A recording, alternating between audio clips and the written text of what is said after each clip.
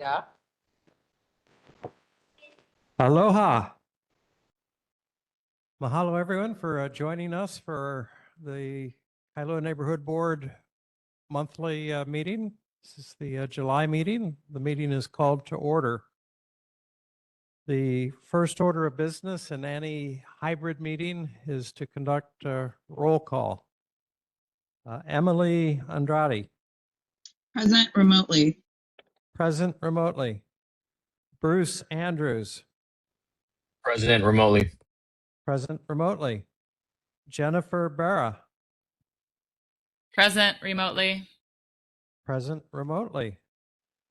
Anna Malia Kia. I got word she was running just a few minutes late. Kellyanne Kobayashi. I got the same word from Kellyanne. David Laea, Present remotely. present remotely. Jade Lau, Present in person. present in person. Lavani Lipton, present. Max Markridge. Kate Ryder, Present remotely. present remotely. Kalama Souza, President remotely. present remotely. Steve Trecker, Present. present. Jeremy Truskin, Present remote. present remotely. Evan Weber, Gary Weller, present. John White, Present, Chair. present remotely. Donna Wong, present. And I am here. We have a quorum. 6 in person. 8 remotely. So we have a quorum of 14. All right. I do have one membership announcement, and that is that Malia Tomes submitted her resignation from the board this morning. And I want to thank Malia for her enthusiastic support of the Kailua community. I was thinking back to a year ago for the 4th of July parade, and she'd been a new member for exactly, I think, 1 day, and jumped right in and was passing out candy along the parade route. But unfortunately, Malia is dealing with some serious health issues right now that must come first, and we thank her, and we wish her all the best and speedy recovery. So we have 18 members. We'll have a vacancy to address at our meeting next month. This being the first meeting in July, we've got a little bit of board business to conduct, which is the election of officers to serve from now until June 30th, 2027. The officers to be elected are the chair, the vice chair, secretary, treasurer, and any other officers determined to be needed to conduct the board's business. And we'll go in that order. Are there any nominations for chair for Kailua Neighborhood Board for the next 1 year? Gary Weller. I recommend Bill Hicks as a chair. Second. Okay, and it's been seconded by Jade Lau. So to see if there are other nominees and to run the business, I turn the gavel over to Lavani. Thank you. Are there any other nominees for the position of chair? Any online?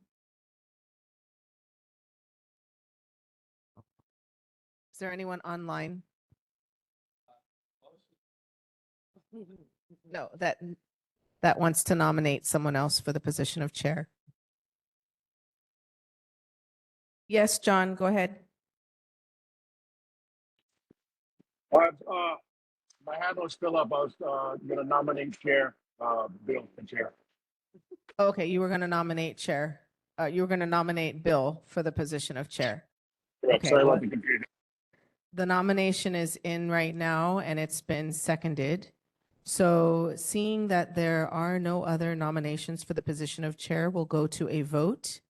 And because so many folks are online, we'll do a roll call vote. So we will now be voting on whether to elect Bill Hicks for the position of chair for the second year of the Kailua Neighborhood Board. Emily Andrade, how do you vote? Aye. Aye from Emily Andrade. Bruce Andrews, how do you vote? Aye. Bruce Andrews votes aye. Jennifer Barra, how do you vote? Aye. Jennifer Barra votes aye. Ana Malia Kia, how do you vote? Ana Malia Kia has not arrived yet. Okay. Kellyanne Kobayashi, are you online? Kellyanne has What? not arrived. Yes? Kellyanne, how do you vote? We're voting on the position of chair. And Bill Hicks has been nominated. Okay, that's not her speaking. All right. David Laeha, how do you vote? Aye. David Laeha votes aye. Jade Lau, how do you vote? Aye. Jade Lau votes aye. If you could mute yourself, whoever's speaking. Levani, oh, hold on. I'm going to go for everyone else and then I'll vote. Max, are you online? No, he has a work event. Okay. Kate Ryder, how do you vote?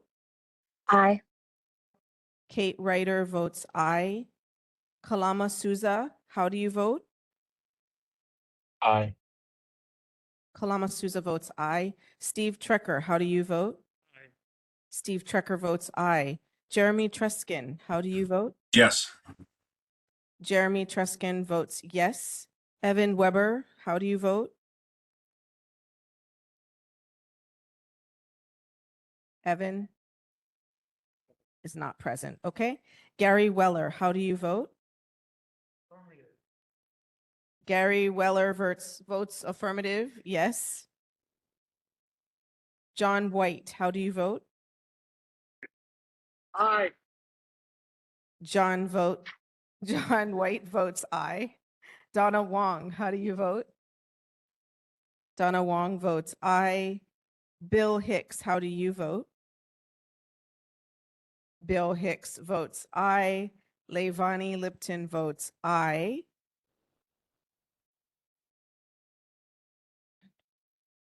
You have 14 ayes. And so I believe you are now re-elected as chair of the Kailua Neighborhood Board. Thank you for your service.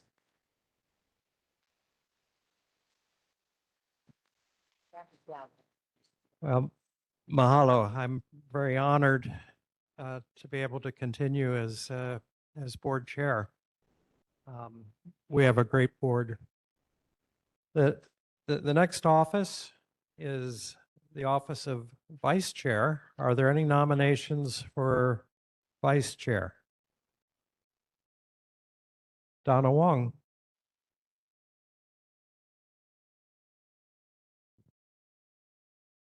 That was Gary's hand. Oh, I'm sorry, wrong hand. Gary Weller. I nominate Levani. I should have been looking for, bracelets or something, I guess. Would you like to make a nomination, Gary? I'm sorry. I would like to nominate Levani Lipton as vice chair. Levani Lipton, is there a second? Second. seconded by Jade Lau. Are there other nominations for vice chair? Online? Lavani, you're willing to accept? Yes. All right, that said with enthusiasm. So I call for the vote. Emily Andrade. Aye. Aye. Bruce Andrews. Aye. Aye. Jennifer Barra. Yes. Yes. Anna Malia Kia. Kellyanne Kobayashi. David Laia. Yes. Jade Lau. Yes. Lavani Lipton. Yes. Mahalo. Max Markridge. Kate Ryder. Aye. Aye. Kalama Sousa. Aye. Aye. Steve Trecker. Aye. Jeremy Trexkin. Aye. Aye. Evan Weber. Gary Weller. Aye. John White. Aye. Aye. Donna Wong. Aye. Chair votes aye. It is unanimous with 14 votes. Congratulations, Lavani. Thank you. I too am honored to serve as vice chair. This is a great board. I'm always talking about the merits of this board and how our members are highly qualified and they bring a lot of expertise to this board. And so it's a pleasure to work with everyone. And we always seem to have our work cut out for us. So let's continue to be vocal and fight for Kailua. Okay, mahalo. Next office is the office of secretary. Are there any nominations? Gary Weller. I nominate Jade Lau for Secretary of the Neighborhood Board. Okay, Jade Lau and seconded by Lavani Lipton. Yes, I'll accept. Okay, mahalo. Are there other nominations for board secretary? Online? Okay, hearing none, I call for the vote. Emily Andrade? Aye. Aye. Bruce Andrews? Aye. Aye. Jennifer Barra? Aye. Aye. Anna Malia Kia? Kellyanne Kobayashi? David Laia? Aye. Jade Lau? Aye. Lavani Lipton? Aye. Max Markridge? Kate Ryder? Aye. Aye. Kalama Souza? Aye. Aye. Steve Trecker? Aye. Jeremy Truskin? Aye. Aye. Evan Weber? Gary Weller? Aye. John White? Aye. Aye. Donna Wong? Aye. Chair votes aye. It is unanimous. Jade Lau is our new elected secretary. Jade. Thank you so much. And again, I'm in good company with the leadership that we have in you and Lavani. And I second what Lavani said. It is a great place to be, to keep Kailua Kailua. And I appreciate all the input. Keep talking. Okay, mahalo. And the office of treasurer of the Kailua Neighborhood Board. Any nominations? Jade Lau. Nominate Gary Weller. Not, Gary Weller is nominated, seconded by Donna Wong. Are there other nominations for the office of treasurer?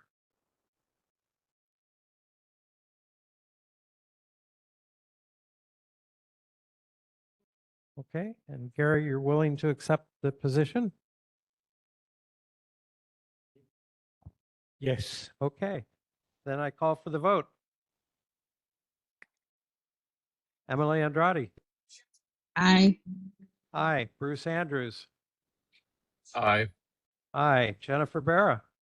Aye. Aye. Anna Malia Kia. Kellyanne Kobayashi. David Laia. Aye. Jade Lau.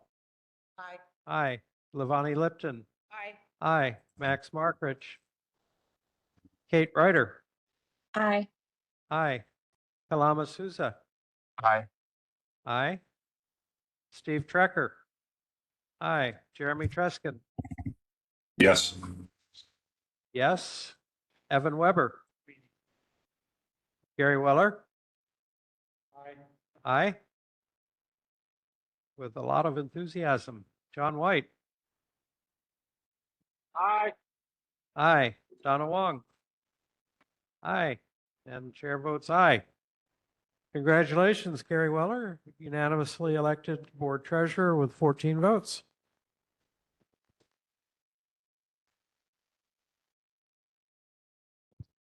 I thank the members of the board for voting me to treasurer for the second time. Thank you. Okay. Mahalo for serving. All right, we appreciate everyone's patience. This is board business that we're required to do the first meeting of a new annual term. The next order of business are announcements. The 4th of July. For our nation's 250th celebration, the Kailua Chamber of Commerce will host the 77th annual Kailua 4th of July Parade and 4th of July fireworks. The parade will begin on North Kainalu Drive near the intersection of Uilama Street and will end on South Kainalu Drive about 1 mile later at Kailua Intermediate School. HPD will close down Kainalu Drive promptly at 9 a.m. and the parade is expected to start at 10 a.m. The fireworks show at Kailua Beach Park is expected to begin about 8 p.m. Info is available at kailuafireworks.com. Alexander and Baldwin will sponsor shuttles between the Kailua Town Parking Garage at Lahala Shops and Longs and Kailua Beach Center. Shuttles will run between 4:30 and 10:30 p.m. at 30-minute intervals. Hawaii Symphony in the Park. The Hawaii Symphony Orchestra will perform at Kailua District Park on Tuesday, July 14th at 5:30 p.m. The free community concert is sponsored by Alexander and Baldwin. Attendees are encouraged to bring blankets, lawn chairs, and picnic dinners. Marine Corps Base Hawaii's Stormwater Management Plan. The new plan is available for review at the website listed in the agenda, and public comments may be submitted to Clean Water Branch at doh.hawaii.gov until July 24th. Committee meetings resume at the Betcher Estate at Kalama Beach Park. Committee meetings on the third Tuesday of the month, which are the Community and Government Engagement Committee, the Executive Committee, and the Planning, Zoning, and Environment Committee, return to the Betcher Estate in July following the completion of a re-roofing project there. Honolulu Century Ride. Portions of this 100-mile bicycle ride on Sunday, September 27th will take place on Kailua Streets between Kaneohe Bay Drive and the intersection of Keulu Drive and Kalanianiole Highway. Information is at hbl.org/HCR.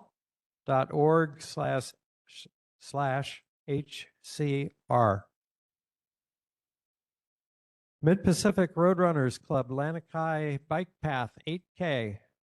The race is on Sunday, July 19th at 6:30 a.m. It starts at the Lanikai Memorial Monument, goes downhill to Mokulua Drive, makes 2 loops in the bike path counterclockwise, then ends at the Kailua Beach boat ramp. There will not be any road closures. Windward Community Career Fair. On Monday, July 6th, which is next Monday, from 9 a.m. to 1 p.m., This career fair will take place at Windward Community College's Hale Koa. And finally, mahalo to True Door Hawaii, which has loaned a flatbed truck so the Kailua Neighborhood Board can participate in Saturday's parade, and to Hardware Hawaii, which has donated lumber to make the flatbed usable for people. The Kailua Neighborhood Board members participating in the parade need to stage at 146 Inoni Street, not later than 9 a.m. on Saturday. Are there any other announcements from board members tonight? Online? Any audience announcements? Online? Okay, mahalo. Next order of business are reports from Honolulu Police Department, Honolulu Fire Department, and Ocean Safety. We'll start with HPD.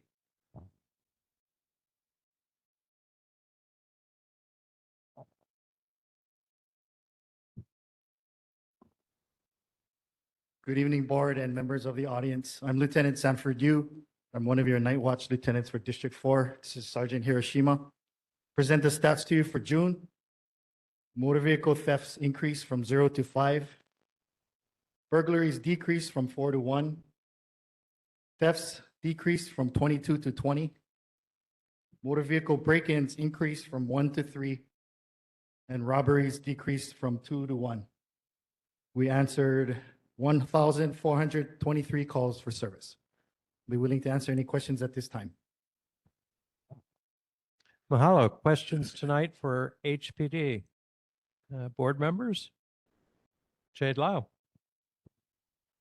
Good evening. Thank you for all you do and thank you for being here. I was approached by a neighbor. What is the most effective way to address a known drug house on your street, to the point where it is so predictable? We see people, and we can track the time. They come, we watch them get off their bike, get out of their car, check their wallet, count their cash in front of them, walk into the driveway, duck under the tarp, and then come out with a big grin and some small package in their hand that then they're checking out as they get in their car. What is the most effective way to start a process to get this appropriately dealt with? Contact the Narcotics Vice Division so they can start an operation and look into it. So when they were contacted, they sent us back to HPD and told us to keep calling 911. You did call previously? I would call again, but Okay. there's only so much patrol can do. We can't go in and do undercover operations to get the house forfeited or whatever legally processed is applicable. Yeah. Okay. Yeah. So they need to call, the best avenue is call the narcotics division and explain the situation and start a process there. Yeah. Correct. Okay. Thank you so much. Other board member questions for HPD tonight? John White. Thank you, Chair. Can you guys hear me okay? Yes. Sorry, I can't be there in person, gang. Question for HPD. How many vacancies do you guys have in our district right now? How many vacancies? Yes. I don't have that number offhand. I can report that back to you. Beautiful. Thank you. Appreciate you guys, everything you do. Be safe. Thank you, sir. I think island-wide, it was in the press 6 months or so ago, about 400 out of 2,000. It's more than that, but in our district, I don't have that exact number. The number that you given is a total amount of vacancies. Okay. Yeah, we would appreciate it next month if you could provide us We'll have someone email you that statistic. mahalo. Other board questions for HPD? Any audience questions for HPD tonight? All right, mahalo. Good night. Sure. Just one thing I want to add to the question about who to call for things. There's one thing I know the officer cited it. And that's the Department of the Attorney General Drug Nuisance Abatement Unit.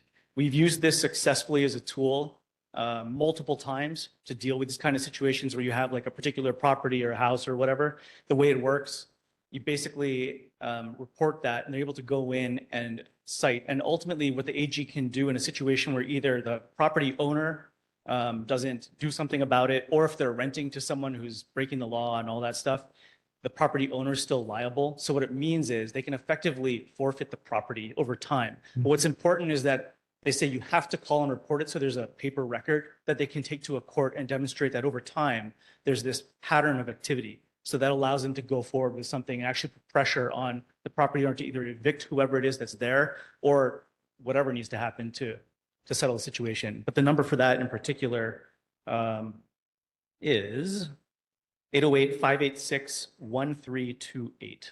And that's for the State Attorney General? State Attorney General's Drug Nuisance Abatement Unit, which is ultimately the way that we've seen success in some of these situations. I remember it was about a 6-month process, but Representative Scott Matioshi was heavily involved with that situation in Monowilly. Yeah. Yeah. Yeah, we had a few on the other side as well, but yeah, you need that paper trail established. Excellent context. Thank you, Chris. Honolulu Fire Department. Good evening, everybody. My name is Ken Bai. I'm an engineer at the Kailua Fire Station. I have the incident statistics for last month. We had 1 brush fire, 1 nuisance fire, 11 activated alarms with no fire. We responded to 96 medical incidents, 2 motor vehicle accidents, 2 mountain rescues, 1 ocean rescue, and 2 hazardous material incidents. If anyone would like more details on the incidents or any further mapping information, you can visit the HFD website, the Fire Response Search Tool at fire.honolulu.gov under the News and Info tab. As far as the fire safety tip for this month is going to be on hiking safety. And what we're recommending, plan ahead, choose a trail that's within your skill and stamina level. You can visit hawaiitrails.org for more information about official trails. Check the weather, remember to factor the rain, wind, and swell forecast for any ocean side trails. Stay on the trail, never leave the trail or endanger yourself for a photo, backing up to cliff edges, things like that. Bring a buddy and ensure someone knows your plans. And then watch the time, ensure you can return home before it gets dark. So don't start your long hikes late in the afternoon, and make sure your cell phone is charged before you start a hike. If anyone has any questions, you can forward any questions to hfdnhb@honolulu.gov. All right, mahalo. Questions tonight for Honolulu Fire Department from the board? John White. You can share. Yeah, question for HFD. How many of those rescues were at the pillbox? And this follow-up question, when you gotta rescue people, do you charge them for being idiots? Speaking of resources, to bring old ankles on a Instagram hike? Sorry, the question was, were they at the pillboxes and do they get charged? Is that right? Yes. Yep, the mountain rescues both occurred at pillboxes, and HFD does not charge anyone for services. Talk to city council. Thank you guys for what you do. Be safe. Appreciate it. Okay, other board questions for HFD tonight? Any audience questions? Okay, mahalo. Stay safe. Honolulu Ocean Safety Department.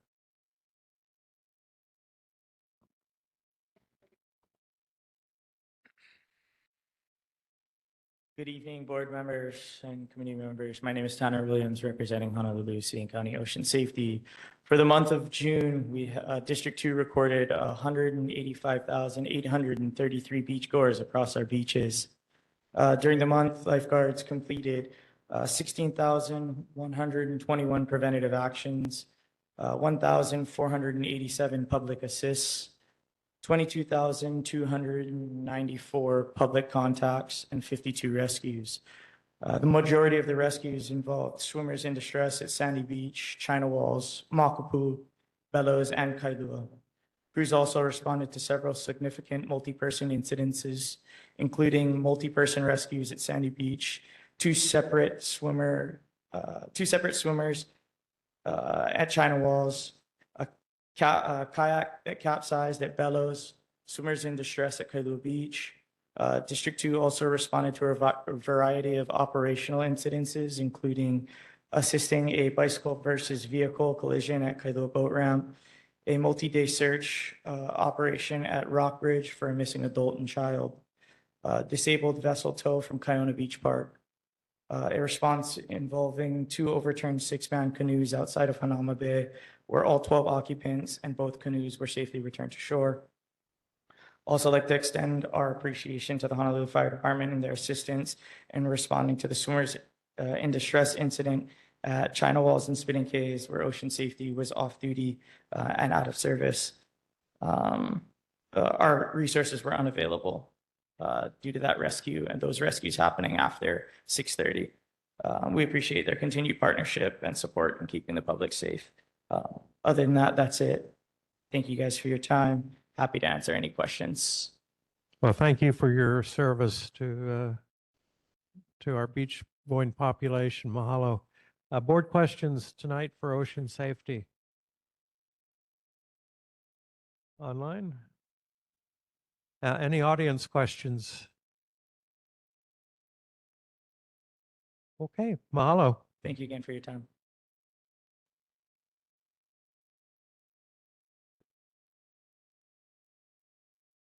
Okay, well, we're excited this evening to have two presentations. We're especially excited about the first presentation. No offense to the G70 folks, but the first one is Kailua Elementary School and Kailua PTSA proposal for a street mural installation at the corners of Keolu Drive and Akiahala and Akea Place. And to introduce this, do we have Kate Stevens from Kailua PTSA? Aloha, Kate.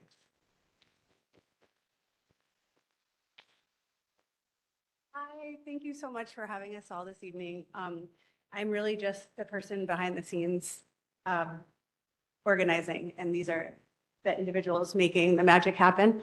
So I'm gonna do the slideshow pictures, and then we have Lauren Roth who can help explain her rendering at the end of the presentation, if that's okay.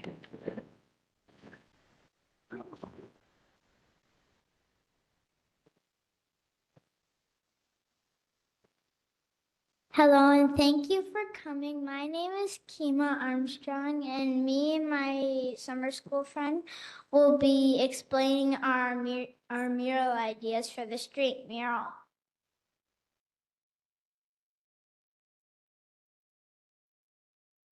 Hi, my name's Nevaeh, and we worked on for this street because we want to make it more safer, because some people passed away, to tell about the stories of the mo'olelo of Ke'elepulu and Kailua, to make our 3 lanes safer and brighter for everyone.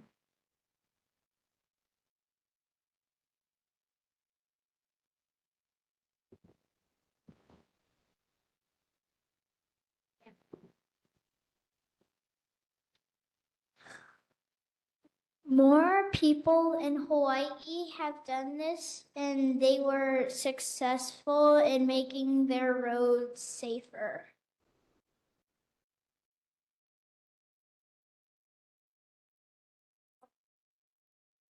We ex-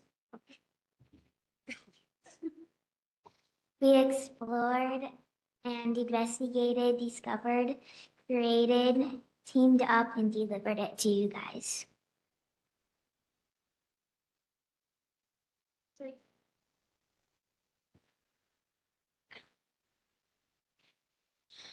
We start where the stories live. A field trip to Kailua Pond to see, hear, and feel the history of our community.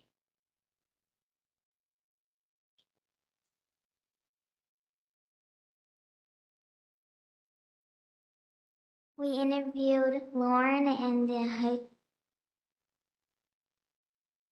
Kailua Historical Society.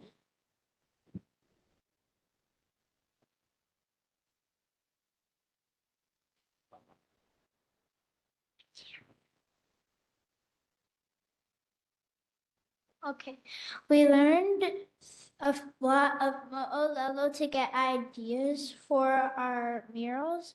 We learned one about the Makale branch, the Honu guiding.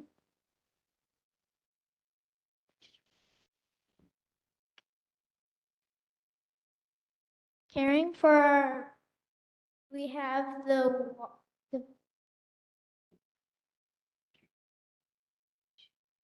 caring for our resources and sharing with the community, guidance and safe journeys across the intersection. We have the Honu guidance and safe journeys across the intersection, the Mo'o guardian of the waterways and protecting the pedestrians.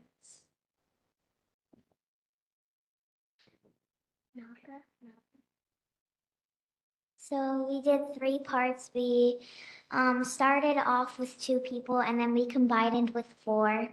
So we made parts for our Malka team, Plants and Mountains, Animal team, Honu and Mo'o, and Makai team, Water and Fish. After that, we designed and colored our mural designs, like on the picture. We used the mo'olelos and things we knew to create a picture. No. I'm this team, nobody's here for this team. So the Mauka team took the Makale branch, Mo'olelo from Kailua, and they did the tree where the branch starts, the mountains where it goes down, and ending at Kailipulu Pond or Kawainui Marsh, depending on the one you read.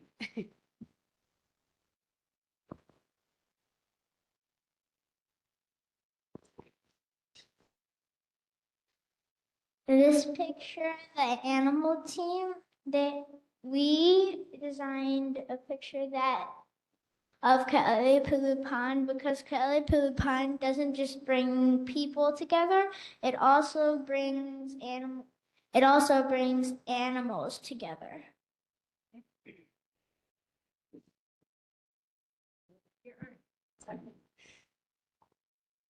We also did when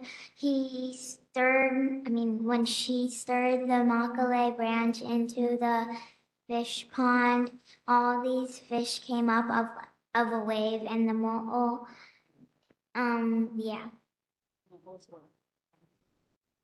Oh yeah, the mo'o is the guardian of Ke'elipulu. And then we were lucky enough to have Lauren Roth collaborate with us. So she's going to talk about how she took the children's art and then created it to be the final design. Yeah.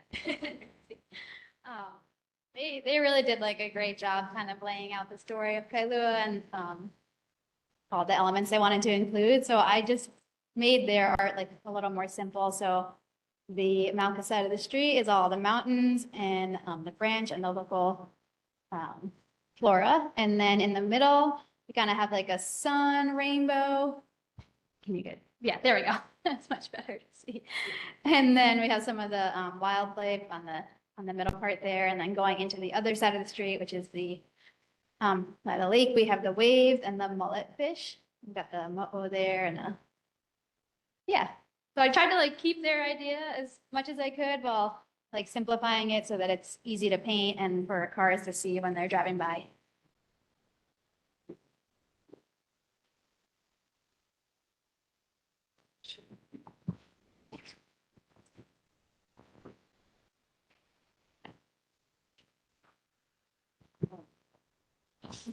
Oh, I did want to mention, the children won't be painting. We're going to get volunteers, adults to paint, and the children just wanted to do the design process. So they won't be in the road painting. Thank you. Thank you for everybody for coming. Yeah. Yeah. Does anyone have any questions?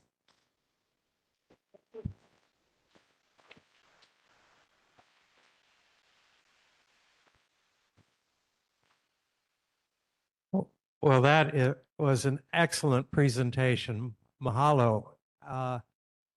Questions for the Kailua team on this mural project? Or any board questions? Jade Lau. Thank you, students, for coming and doing the presentation. It is really nice to have young voices come out and start the process so they understand how changes are made within their own community. My question is, when is the time frame of this project to be started, affect the traffic patterns, and when is the projected finish?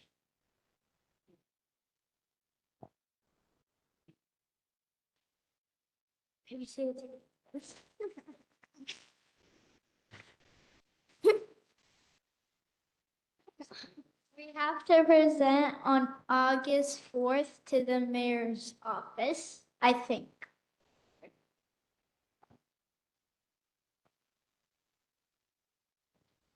Once we get our approval, our goal is to present paint at the end of September.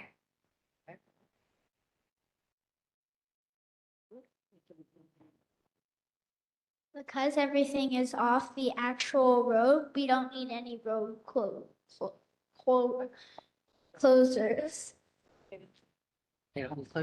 Thank you very much.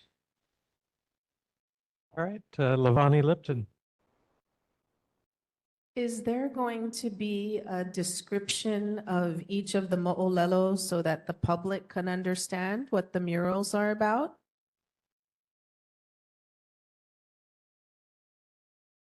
That's a good idea we can think about. Okay, and also you did a wonderful job. I think you may have done a better job than many of the adults that come and present. So I want to congratulate you. A lot of work in your presentation skills and very visually engaging. Thank you. All right, other board questions? Emily Andrade. Yes, this was awesome. Thank you so much for sharing. I'm so happy to hear this. My question is probably more for the adults. I was just curious who's paying for it or how it's going to be funded. And my second question is whether or not, and this might not be for you all either, it could be for some of the other departments, but whether or not the Kailua kind of long-term plan for the street, if then this would be impacted or, you know, destroyed, I guess. I'm just curious what would happen. Thanks for your questions, Emily. So first of all, this has really been a collaborative effort with the community around Kailua, including the PTSA. We got a grant from the Hui South Foundation to pay for the artist consultation, rendering, and installation. Kailua School has helped us with their amazing teaching resources, and their principal has offered to donate painting supplies and things like that. And we hope that we'll have community members willing to come out on one of the 2 weekends that we set aside to install the mural, adults only. But yeah, so really the funding has come from a multitude of sources that really just believe in the cause. And then the second question is we've been working with city and county, specifically the Complete Streets team to actualize this idea. And the hope is that it will be incorporated into the final build in the next 10 to 15 years so that the mural can remain.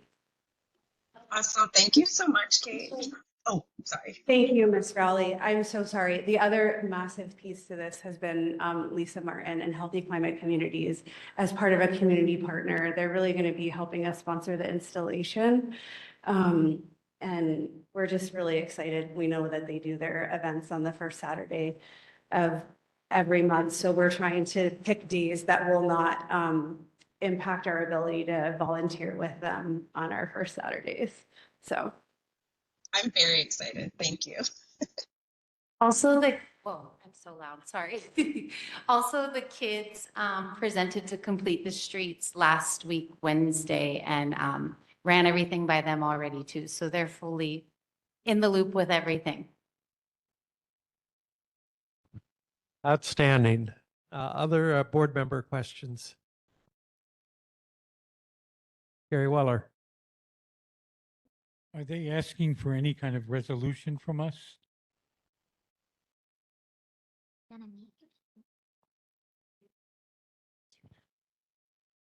Is there any way Kailua Neighborhood Board can assist in this effort? Come out and help us with installation. It was information only presentation as part of the formal approval process with the mayor's office.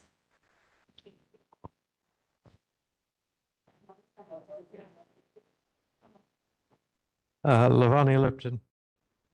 I just have a suggestion that perhaps when you do the dedication of the mural and it's complete, I think some of our board members would like to attend that.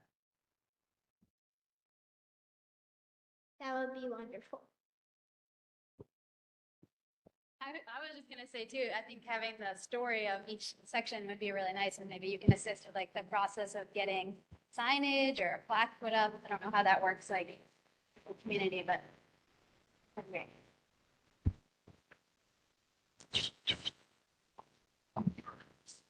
Any more questions?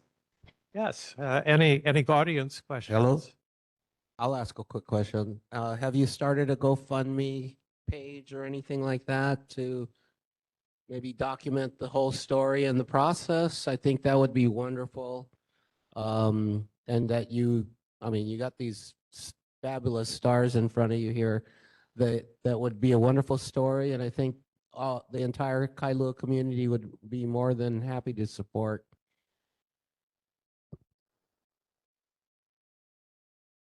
That would be a really good idea.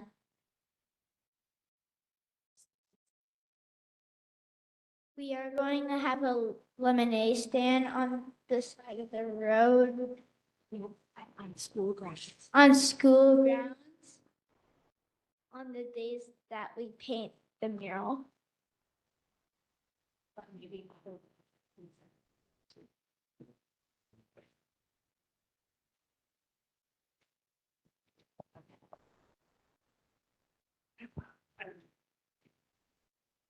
Maybe we can have another project learning opportunity and make a video of the process.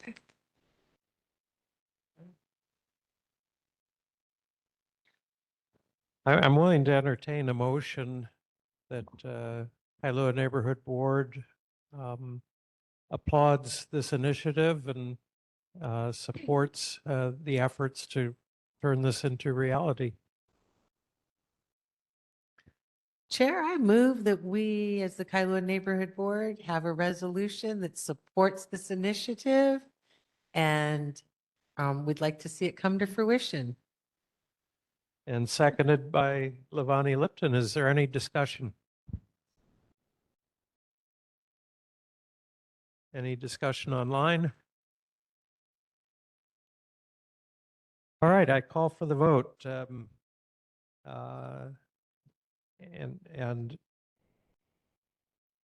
Is Ana Malia Kia online? Kellyanne Kobayashi. I'm online. This is Okay, yes.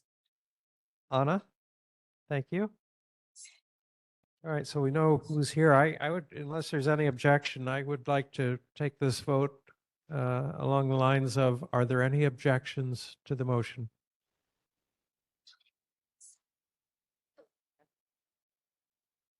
Hearing no objections, the motion passes unanimously. Well done.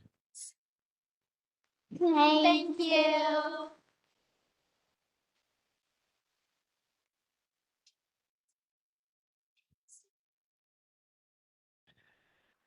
All right, we have a second presentation. This is 20 Pu'ukani Place, Special Management Area Major Application. And Ethan McCowan of G70 will make the presentation, and no one envies you following that other presentation. Thank you, Chair Hicks. That's an impossible act to follow, but I fear this will be much less exciting. Aloha, board members, mahalo, Chair Hicks, and all of you. Thank you for being here tonight. My sharing screen, yep. My name is Ethan McCown. I'm a senior planner with G70. I'm joined here tonight by my principal and colleague, Jeff Overton, principal planner with G70. 5 And minutes. we 5 we minutes, are- boys. Calamite? Oh, I'm sorry. Okay, I don't know what happened. But we're here to present on a special management area permit application. We are preparing for a property at 20 Pu'ukani Place here in Kailua. Tonight's meeting, we're here to provide this presentation that is an informational presentation on the SMA permit application at 20 Pu'ukani Place. This property is located off of Kalaheo Avenue on the Kailua Beach Park side. G70 previously presented to the Planning, Zoning, and Environment Committee on June 16th, a few weeks ago, and we received helpful recommendations from that committee. And tonight we're here to present to the entire board and the public. Just to kind of level set with everyone on the process the special management area use permit goes through. First we presented to the PZ&E committee, like I just mentioned, on June 16th. And after tonight's meeting, we'll prepare to submit the SMA permit application to City Department of Planning and Permitting, where they will review the application, review the recommendations and conditions provided by the PZ&E committee previously and the board this evening. And then upon acceptance, we'll schedule a public hearing. Following DPP recommendations, the SMA permit application will go to City Council for a final decision-making and approval. Before we get into kind of the meat and potatoes of the action itself, of the project itself, we kind of wanted to share a little bit, because this is a property in the SMA and along the beachfront, a little bit of information on coastal hazard and coastal conditions. You'll see on the left that high wave flooding is not a concern per sea level rise modeling. And on the right, you'll see that the official modeling by Pacific Islands Ocean Observing System, that's modeling out of University of Hawaii, shows coastal accretion on this part of the beach, not coastal erosion. Along that stretch of beach, it's anywhere between 3/4 of a foot of accretion to about a foot of accretion. So the beach is actually growing in that particular section. But let's get to the actual site plan. And I know this can be kind of difficult to see online, but we do have, right, Chair Hicks, the documents uploaded online for people. Yeah. Yes, it's in our meeting materials drive. Thanks. Thank you, Chair. So the project is kind of two parts. The first part is involves the demolition of an existing 5-bedroom, 4-bathroom residence, and then the construction of a new 4-bedroom, 6-bathroom residence Along this figure, you can see the property line. It can be kind of hard to tell, but let's see if I can zoom in just small kind. Whoa. You can see that the property line runs over here on this side and on this side over here. Then the actual structure being this bold line there. It can be kind of tricky.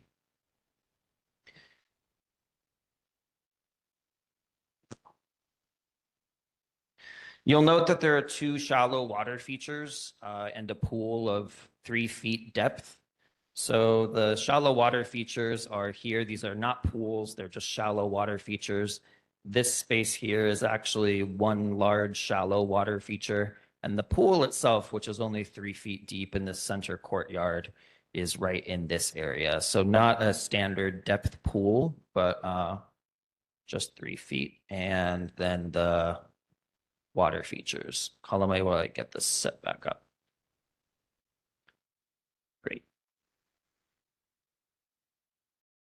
We also note that the proposed structure is fully behind the shoreline setback. On that note, the project is fully compliant with all development standards for the land use ordinance. You'll see here that it's zoned residential. The minimum lot area is 10,000 square feet. This lot's 24,000 square feet. That's the square footage of the lot, where the design abides by front yard and side yard setbacks.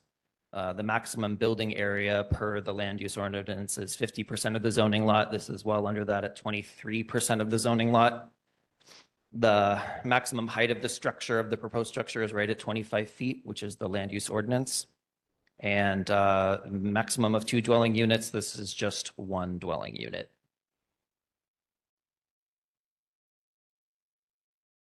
Now, of course, the project must comply with historic and cultural review. Of course, anytime we're doing demolition and then construction, that automatically gets triggered. So the project must comply with HRS 6E. An archaeological testing plan has been submitted to SHPD already. And after approval, that is when trench testing can begin. SHPD already came back with comments on that testing plan, requesting that the entire pool area be excavated, which we are planning to do. Following that testing, an archaeological inventory survey will be completed that will identify any potential archaeological resources. The SMA permit application will also include a Kapa'a analysis, which will evaluate any potential impacts to traditional customary rights. And, as part of that effort, we welcome consultation with any lineal or cultural descendants or practitioners associated with the area or with knowledge of the area. It's critical particularly for the Kapa'a analysis that we're talking to folks and we have a full understanding of any traditional customary practices associated with the area. We'll talk about access here in a second. This is a slide that we've added since we presented to the PZ&E committee a couple weeks ago. This slide shows the design materials that are proposed for the new residence.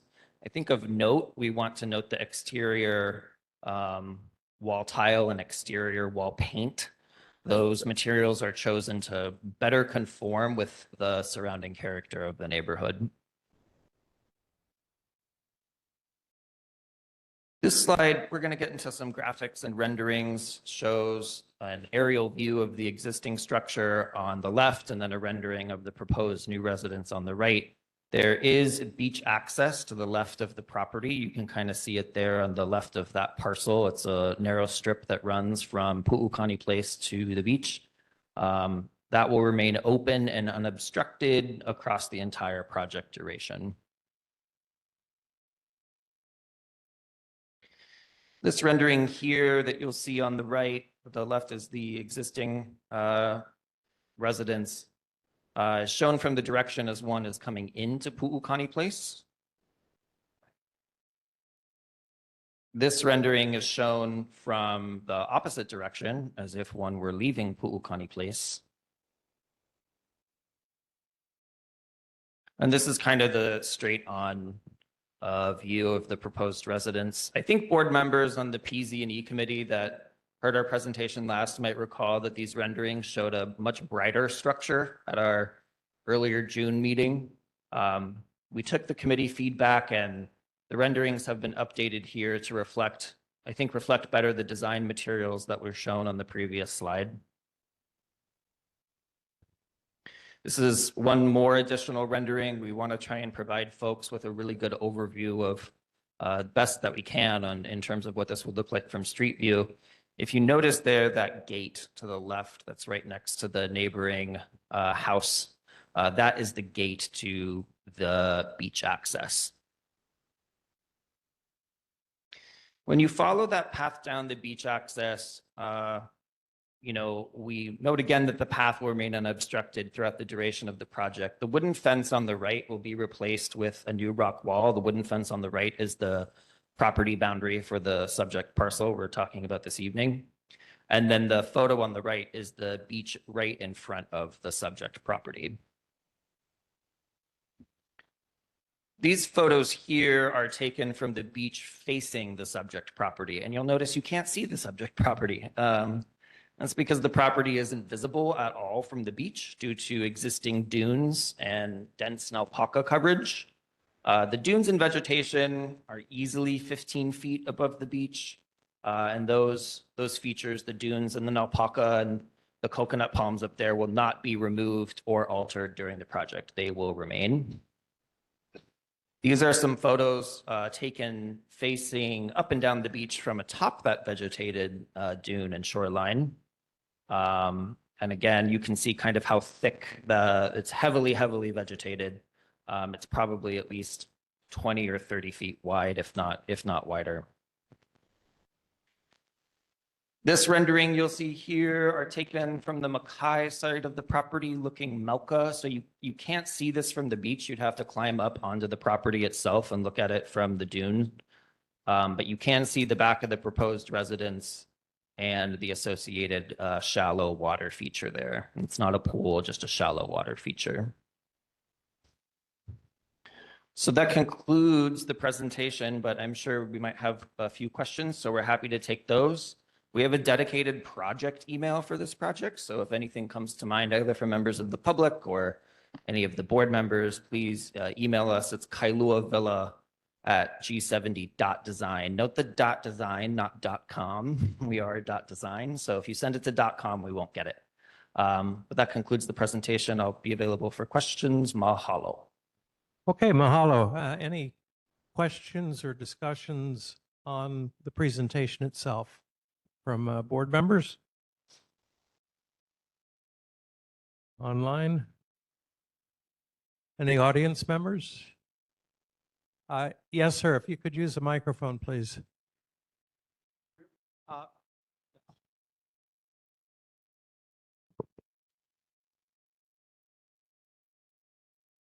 Aloha, everybody. Hey, first time here in the community meeting. I've only been in Kailua for about 31 years, so I'm kind of new to the area. My name is Jesse Fitzgerald, and I'm also running for District 50 House Green Party. I should have, maybe that was a public announcement I could have mentioned a little earlier, but I'm sort of new to this, so I appreciate that. Earlier in the meeting, it was said that we're all here to preserve Kailua. Right off the bat, I mean, I can see this is another mansion, so this is going to affect the neighborhood. I know every time a mansion goes up, the prices of all the houses in Kailua goes up, making it harder for us local people to survive, making it harder for our children to stay here. I'm also a painting contractor, a licensed painting contractor, which is perhaps an anomaly these days, especially here in Kailua. I see a lot of unlicensed guys running around.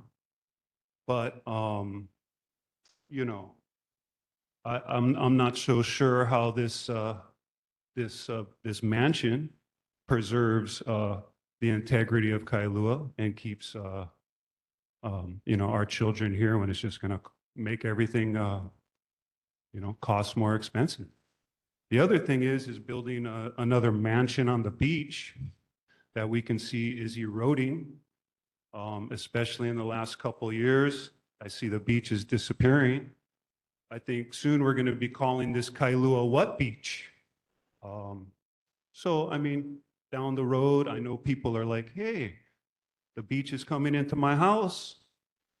What's the state gonna do?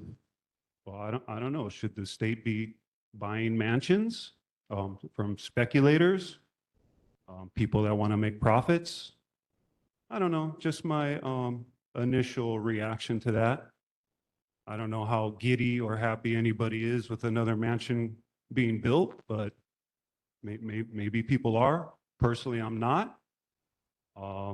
Like I say, I've been in Kailua for a while, and I noticed that when a house price goes up, it sends a ripple effect through the neighborhood.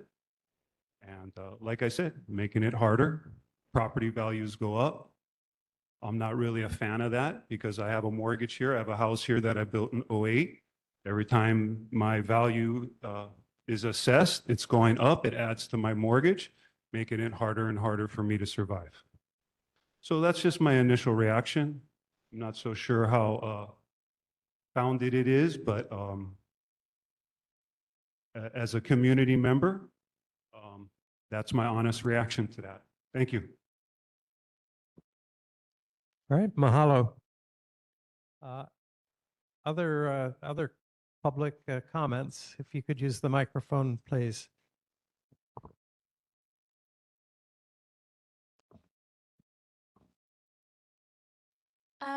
I am personally just kind of more interested in kind of the historic preservation process. I don't know if you can speak to that specifically, but I'm just kind of curious.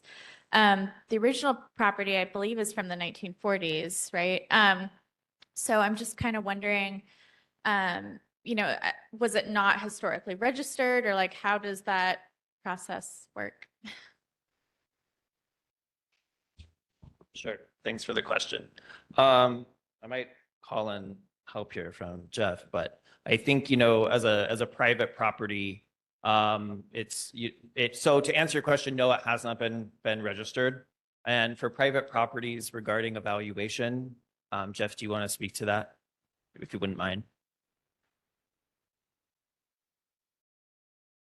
Hi, thanks. Jeff Overton. I'm a planner with G70. So that's a great question. Any property that's over 50 years old has to be evaluated for its historic integrity. And so it can't be demolished until that's cleared up. So very significant properties go through a more thorough historic analysis. It's not on the state register. So we would just have to go through the paperwork with State Historic Preservation Division to record what's there and go through that process. Thank you. Are there any other audience questions online? Okay, back to board. Donna Wong?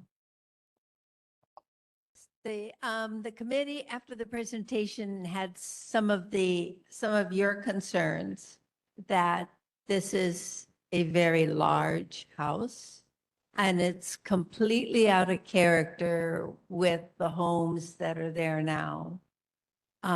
Unfortunately, planning department rules, regulations allow the structure. So the board is very grateful that DPP has required applicants for special management area permits major to come before the boards so we can at least have that voice known. Other than that, as for how large the structure is, how out of character with the neighborhood it is, you can voice your own opinions, but the board can't take a position on that.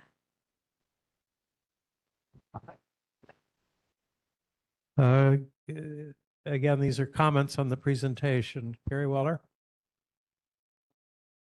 Recently, for another reason, I've dove into different utilities and are we running out? The substation that's nearest the property, I think, is the Mocapo one. And Mocapo is at 0. They can't take any more electricity. And I only found this out the other day. Number two, I remember when they dug up North Kalaheo and they put down the new sewage pipe. And I don't know, that's a research that I'm doing now, what its capacity was. Usually county, state, feds, they use a certain percentage. But with the tremendous growth that we've seen, that's another area that you should check out because at some point in time, there's not going to be enough sewage capacity. We already at the other meeting just talked about the storm drain runoff and how you're going to handle that. But that's going to become a big issue very soon too, if they implement the storm drain utility fee. So those are my only thoughts to date. Thank you. How many bathrooms in the existing structure and how many bathrooms in the proposed structure? There are currently 5 bedrooms, 4 bathrooms, and the proposed structure is 4 bedrooms and 6 bathrooms. And just to Gary's point, if I can real quick, Chair, yeah, Gary, thank you, Gary. Those are great questions and concerns. Part of the SMA application itself is to explicitly address those utility concerns or questions. And then actually when the SMA major goes to DPP, DPP will have a good chunk of time under which they have to consult with the utilities to ensure that all of the capacity requests for the structure will meet, or rather the use will meet the current capacity of the existing infrastructure. Thanks. All right, are there any other questions? Yeah, I got a question, Chair. Jeremy Treskin. Yeah, it's for the presenter. How much extra time and money does it cost to present a permit to the DPP in the special management area?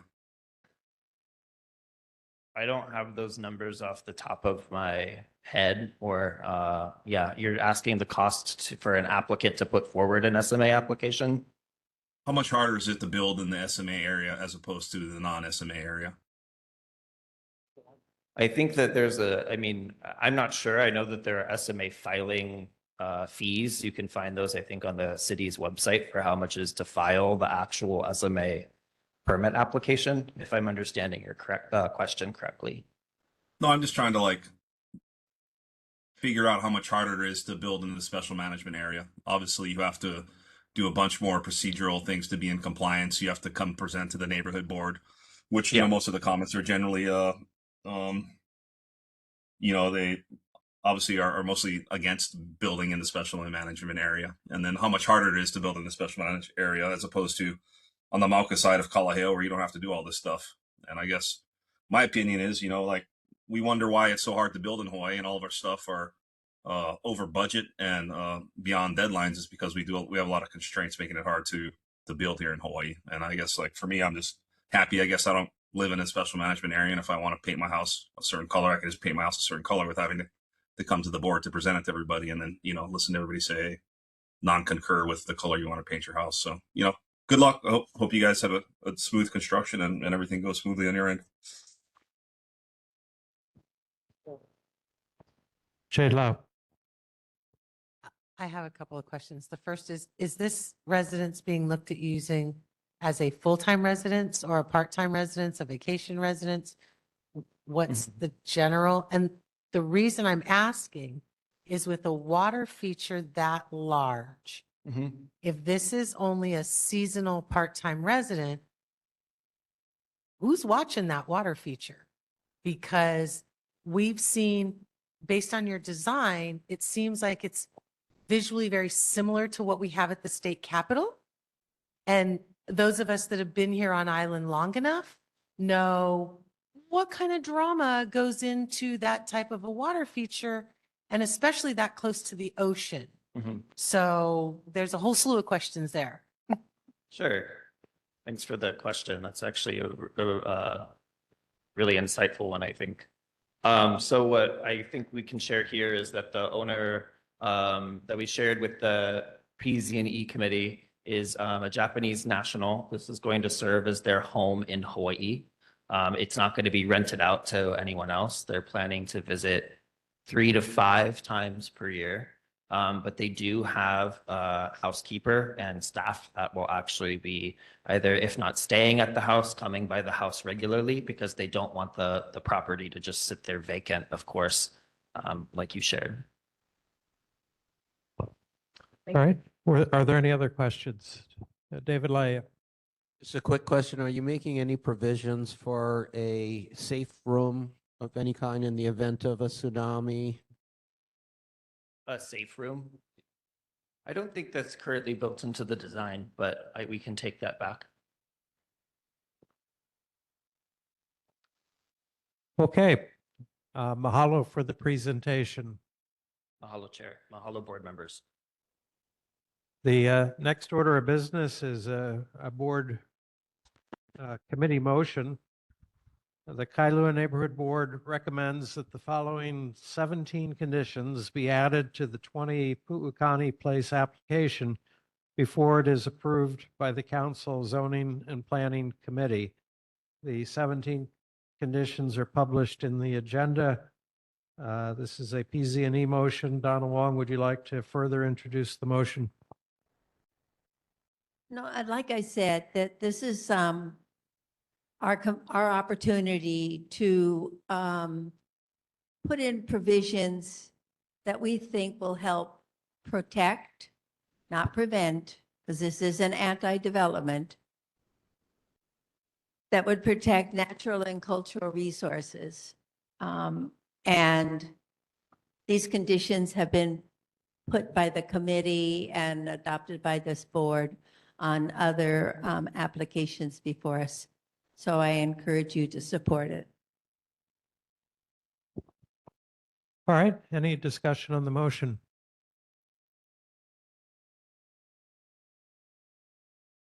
Online? Any audience discussion on the motion? All right. I call for the vote. Emily Andrade. Aye. Aye. Bruce Andrews. Abstain.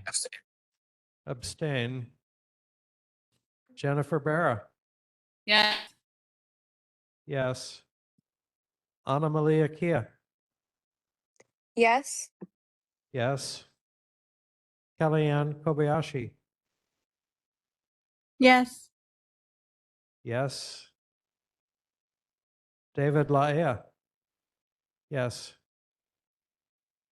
Jade Lau. Yes. Lavani Lipton.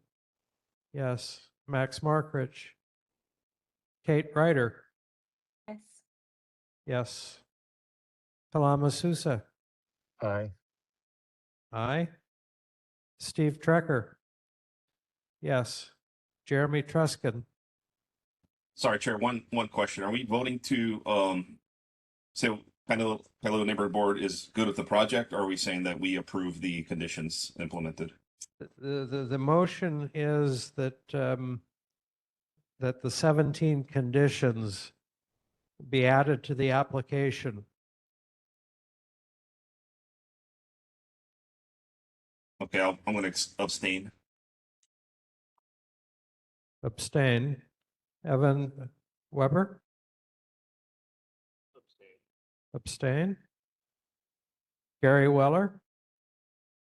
Aye. John White?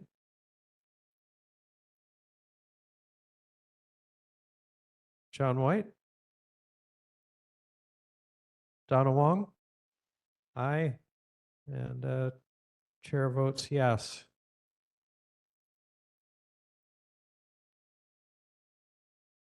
The motion passes 13 in favor with 3 abstentions. Mahalo. Next order of business are local agency reports, starting with the Board of Water Supply. We have Danny Ornalis with us. Hi, good evening. You hear me okay? We hear you fine. Aloha. Okay, great. Yeah. Hi, I'm Danielle Ornelas with the Board of Water Supply. I have stats for the May water main breaks. There's nothing for the Kailua area. And an update on the Aulua Road, the 16-inch water main. Construction and final walkthrough has been completed. There's a couple of spots that still need final paving and striping, line striping to follow. And our announcement for the month, the Board of Water conducts thousands of tests each year. And twice a year, we send out our water quality report. Most customers should have received their report in the July 1st or 2nd mailing. And another one will come out at the end of December. You can also get your water quality report online at boardofwatersupply.com.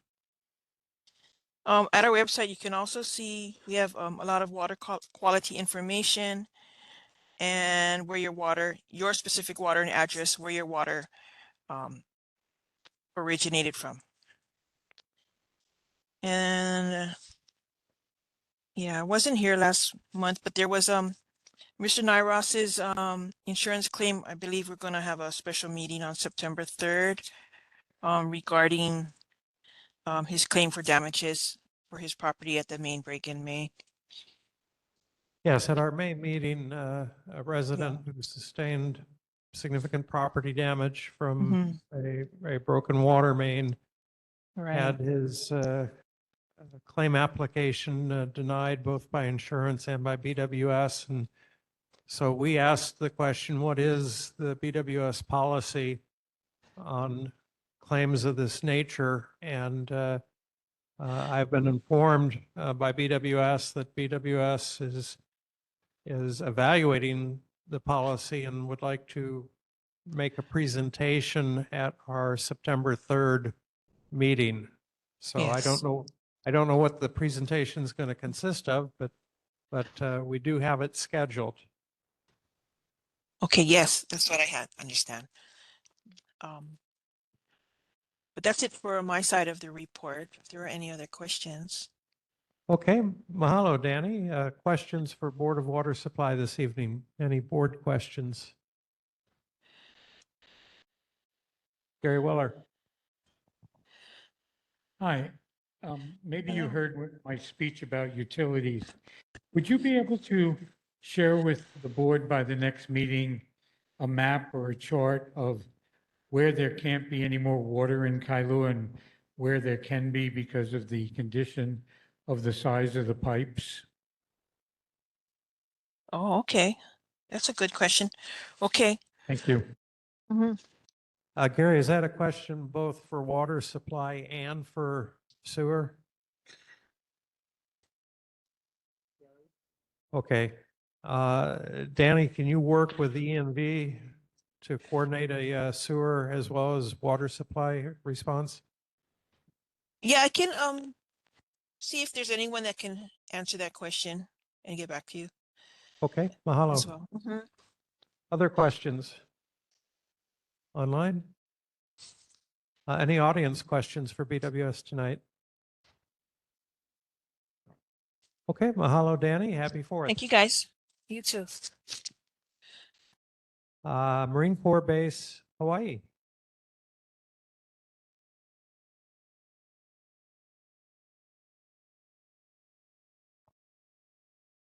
Good evening, Chair. Good evening, members of the community. I'm happy tonight to introduce to you our new commanding officer, Colonel Stephen DeTrenis.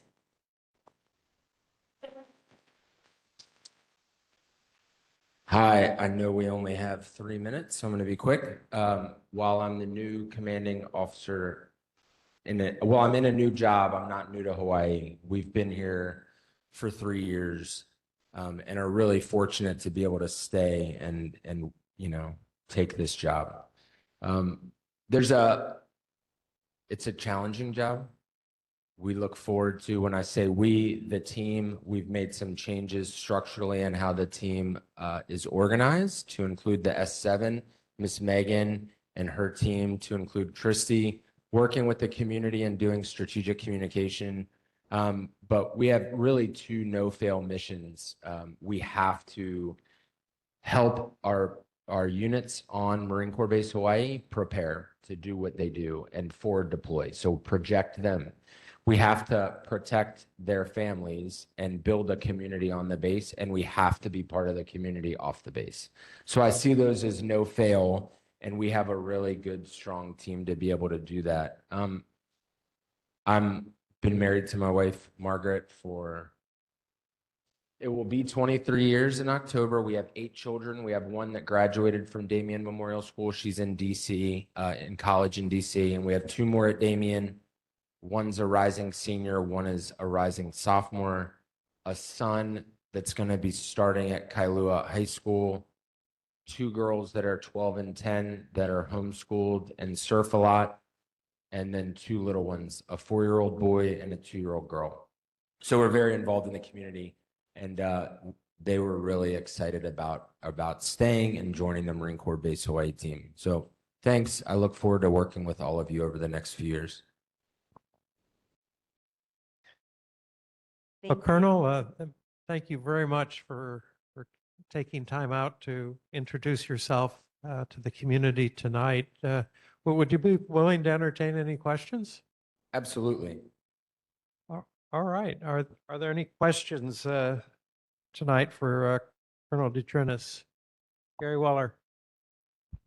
Hi, my property overlooks the whole base, and we're a battery, which was Battery 405. And I'm a member of the Coastal Defense Group that you allowed to come on the base last month to visit the Battery, Pennsylvania and French. And I very much appreciate that. I've been a member since 2000 of that organization. I'm very happy to see you. You have the honor of being the second in command of the base to ever come to our neighborhood board meeting. So that's very pleasing to see a change in that direction. We honor our community very much on my hillside, which elects me. There's a lot of veterans that are retired and active. And I have these wonderful garage sales every 2 months to raise money for a no-kill shelter. And I also have a present for you. I've given every commander on the base since 2000, and I would like to get that to you. Thank you. Much appreciated. Thank you. Thank you. We are continuing to figure out ways to host people on the base that, don't typically have, 24/7 access. So we're always open for opportunities. Some are coming, but they're not ready for prime time yet, but we appreciate it and glad we could help.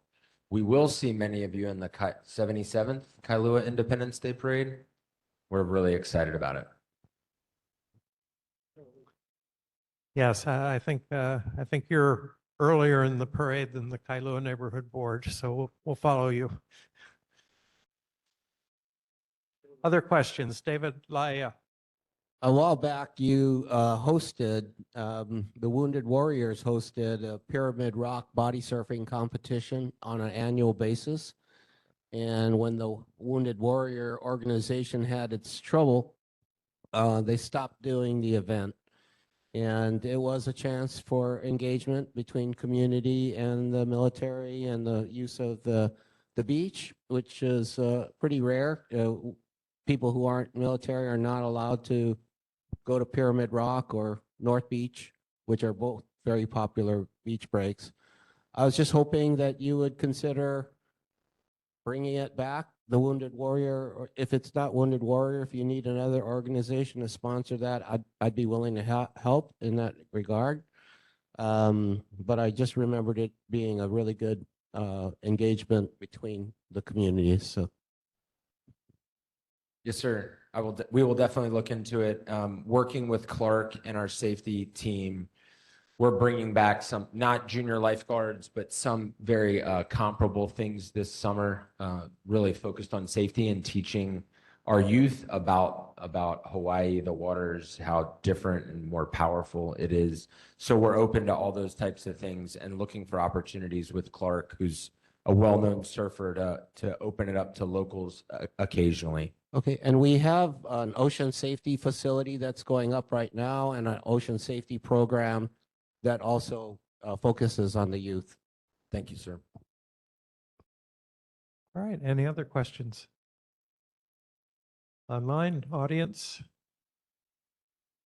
Okay, again, Colonel, mahalo for joining us tonight. And if there's additional parts of the report, please proceed.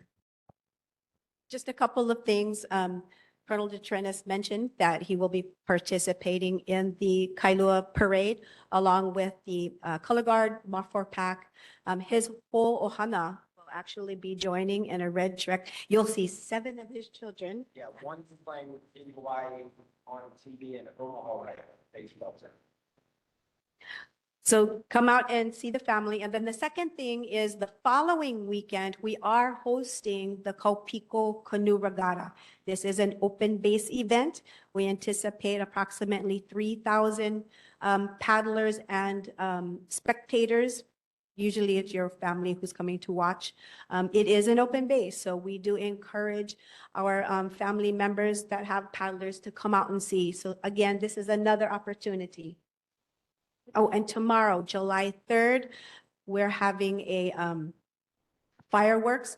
It's not an open base, but if you have access, there's a concert and fireworks that will be going off at exactly 9:18.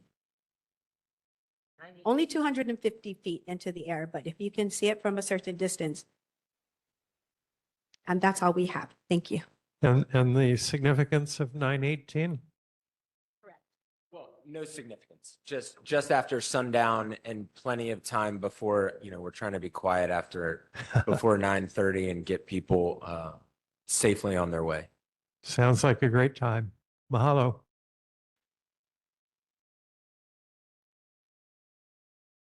All right, next order of business are resident and community concerns. This is a time for anything that you'd like to make the board aware of. Please use the microphone. Hello, board. Aloha. Guys, my name is Bobby Silva. I'm a Kailua boy, born and raised. I'm running for State Senate, District 25, and I'd just like to introduce myself and say hello. All right. Well, Can you tell us a little bit about your background? Where's this district? Who's currently in the role? So currently, our Senator Chris Lee is the active senator. I am stepping in because the district encompasses Kailua all the way to Hawaii Kai. Like I said, I'm born and raised in Kailua. I grew up playing the canal. I used to shovel horse stalls in Waimanalo. I have a huge backing there. Hawaii Kai was a big part of my growing up. I'm a graduate of Mid-Pacific Institute, so a lot of my friends were Hawaii Kai kids, so I had a lot of time there. But I feel like the east side of Oahu means a lot to me. Being able to be born and raised and grow up here and come back and make a difference and change is a big thing. My father was a police officer. He upheld the law for 32 years. So I'm now going to step in and create some new laws, and I think that's my turn. So that's who I am, and that's why I'm here. okay. Well, mahalo for introducing yourself again to the community. For whatever the word is, fairness in advertising, are there any other candidates this evening who would like to introduce themselves? The Green Party candidate. Yes, sorry about that earlier, but yeah, I am running for the Green candidate for District 50, which is currently occupied by Chris Lee. So I'm championing Green Party policies. This is House District 50? House District, yes. Okay, Representative Mike Lee. Mike Lee, yeah, my bad, yeah. So, just a few of the Green Party policies would be, Medicare for all, recognizing the kingdom, the sovereignty in the Kingdom of Hawaii, taking a look at our tax structures, perhaps, eliminating taxes for kapuna. And for me personally, Hawaiian homes, I think we need to keep Hawaiians in their homes, locals in their homes. I've seen Kailua changing over the years from working class families to, still working class families, but definitely changing. I'm surrounded by military families at this point. All the locals that were around me in Coconut Grove are all gone. You know, my house price is doubled since I lived there, which, you know, it's great, but I'm not a speculator. I want to stay here. I want to stay in Hawaii. I want my daughter to stay here as well. I want to leave my house to her. Other things we'd be championing, did I say Medicare for all? Legalize marijuana. I think it's ridiculous that it's illegal. It should be legal. It helps with trauma. It's actual medicine. It has been for centuries, thousands of years, actually. I think, you know, I was around when Operation Green Harvest came into effect. I was in high school. It was around '89. And, you know, ice and crack hit the streets and devastated local communities, local workforces. So that was bad. Also, it can bring in a lot of money to our state. It's one of the least harmful substances. Cigarettes, alcohol causes way more damage. What else? Oh, and then revitalize agriculture, make Hawaii more self-sufficient. We need to bring back agriculture to Hawaii. I mean, we should have our own dairies. We should be producing our own food. We have this terrific tourist industry that provides us with an abnormally large consumer base that we could definitely be profiting off of, creating jobs for our children and to stay here, and also creating a tax base that would also help us. Another thing I'm also doing at the same time, so I'm actually trying to get out of painting. I've been a painting contractor for, my dad was a painting contractor, and I've been painting ever since high school, but I'm 56 now. It's getting harder and harder to compete. Unlicensed guys are running rampant, even though it's illegal. There's nothing to be done to keep it in check. So it's like a race to the bottom. You know, it's funny, I'll give people, sometimes I'll give people prices, and I like to do quality work, and that's also harder to do, but I refuse to do anything less, you know, and they're telling me, well, that's expensive. You know, my kids can't afford to live here. And I'm like, well, okay. I mean, how many people's kids moved away? I don't know. But it's, you know, it's terrible. Okay. Well, I could go on, but more questions. Thank you. I'm new to this, so. But yeah, thank you. Yeah, 3 minutes is our. Sorry. That's what the timer was. Sorry so, about that. A good 3-minute elevator speech. Mahalo.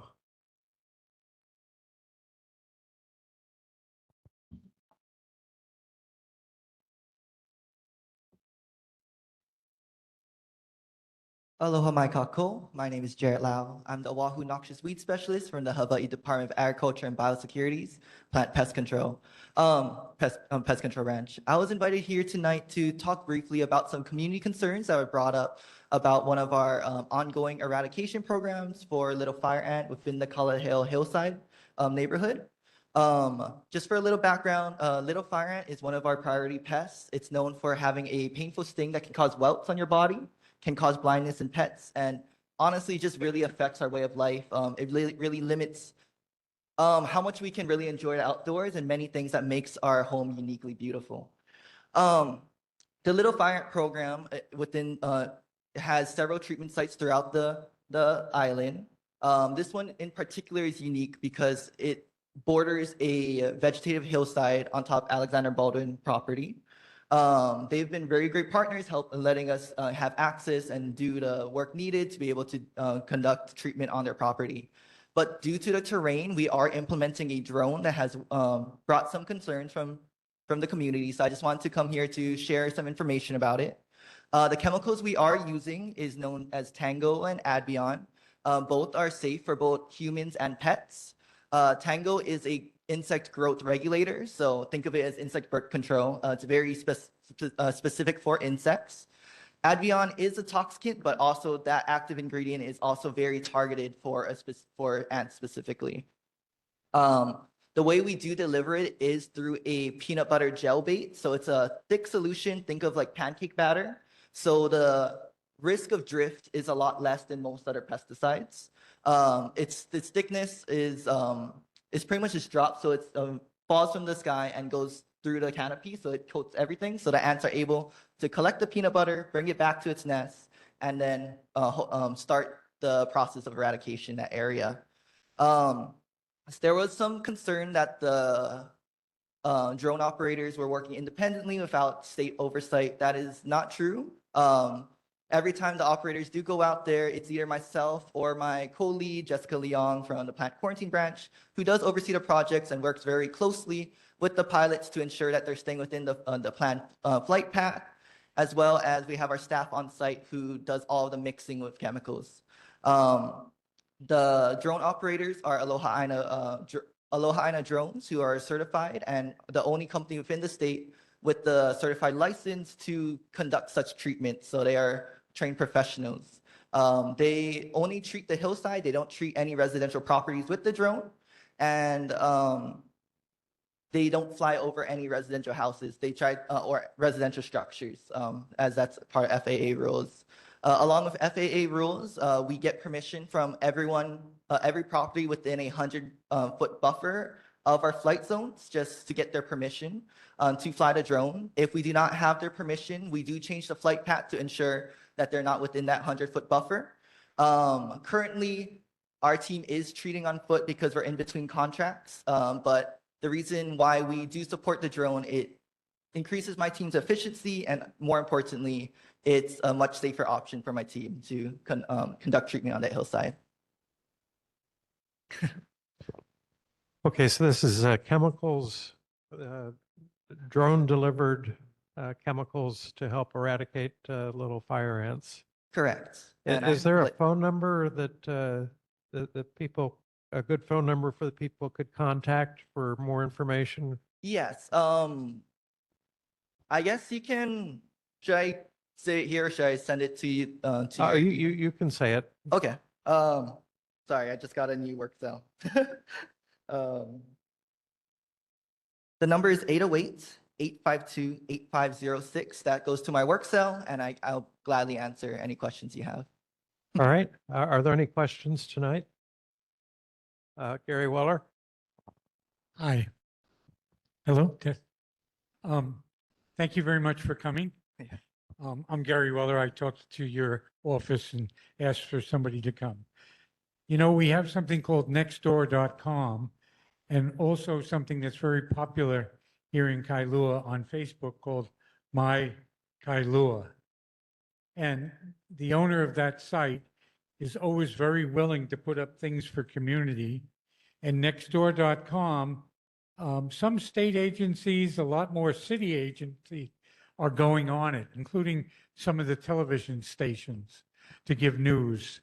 I think that would be a good asset for you to make announcements. And I did remind you on the phone that if you want to, you can email me, you know, in advance, and I have a list of all my neighbors' emails, and I'd be willing to send out a notice saying the drone is going to fly or backpack sprayers are going to go through the neighborhood. But I would want you to make up that press release or that announcement. So I'm just delivering it and not editing it myself. And I'll give you my card before you leave. Okay? Thank you. That's a great suggestion. David Laia. Yes, thank you. How many active sites are you treating and monitoring currently? And what specifically are you doing in Manawili? Okay.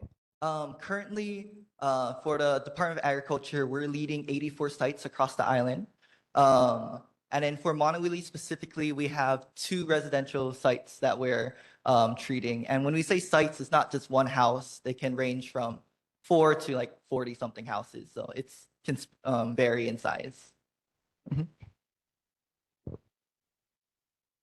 Levani Lipton.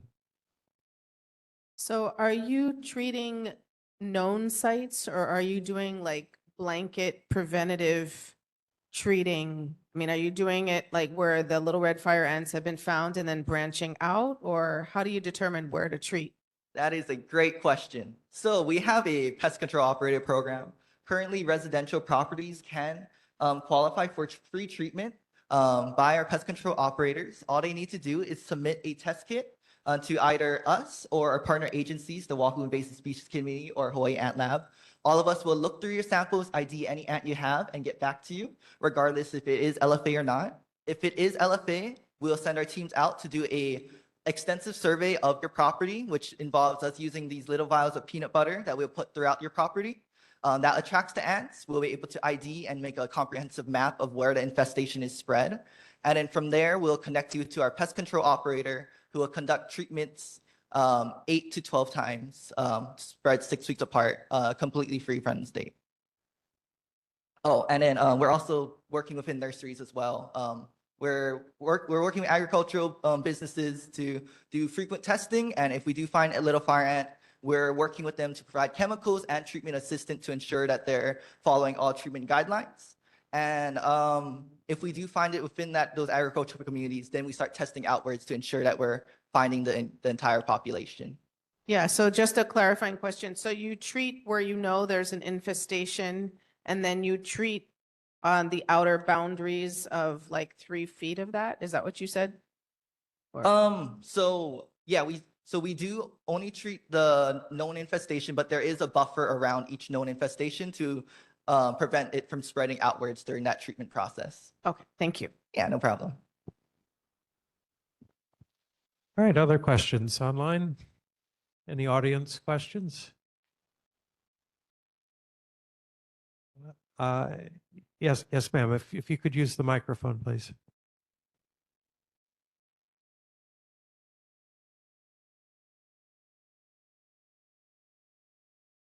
Hello, thank you. I totally understand that red ants are a huge problem. Is this what you're doing experimental? Has it been done in other places? The reason why I ask because does the peanut butter attract other indigenous animals or other insects that the side effects of those things? I know a lot of the animals that I know of love peanut butter. So do only the fire ants eat them? Is there something in it, or do other creatures and animals and Hawaii wildlife, are they also attracted to it, and has there been side effects? Great question. So the peanut butter attracts any protein-based ant or insect. So we do get like slugs and other beetles and other ants as well. It doesn't attract any native species. And even if they do ingest it, since it's very targeted to the ants, it shouldn't affect them. Like even like if dogs have eaten any of our treatments, usually if they do get upset, it's due to the oil within the peanut butter, not the chemical itself. If they eat like a bunch of it, but it's really tiny amounts that are going out there. Yeah. Okay. David Lai. Sorry for all the questions. 84 sites seems like a lot. I know that there was a request for additional staffing and that additional staffing was provided. And so I wasn't sure if you felt that we had the adequate resources to get rid of this problem. That's one question. The other question is, are we doing anything to prevent these little fire ants from coming into our island, particularly from the Big Island? Great question. I mean, you can ask not only the department, but all partner agencies. These projects are so big. I mean, they've been developing for over a decade for some. So the amount of staff needed to tackle these problems are always going to be more. Currently, my team consists of 6, and that means we're going out at least twice a day from 7 a.m. all the way till 4:30. If not, we're working later in the day as well. They're doing doubles for LFA, and then at night they're doing Koki Frog. There is a lot of effort going out there, and the people who are involved are very dedicated, which I am very appreciative, but more help is definitely needed. As for if we have control of it, Little Fire Ant is in a very interesting area because it was kind of under-resourced for a little bit, so there wasn't as much people out there testing. But now with all of our partner agencies working together, we're able to test a large variety of sites, so it does look like it's increasing. But the key thing is that the treatments out there are very effective, and in most areas are able to achieve eradication in about a year. So we're right about now hitting the trend where we're starting to see a decrease inside our sites, but most of them we're not able to call it eradicated until we monitor it for 3 years without any detections. All right. Well, we're happy to see a corner turned and progress. Thank you so very much. No problem. Mahalo.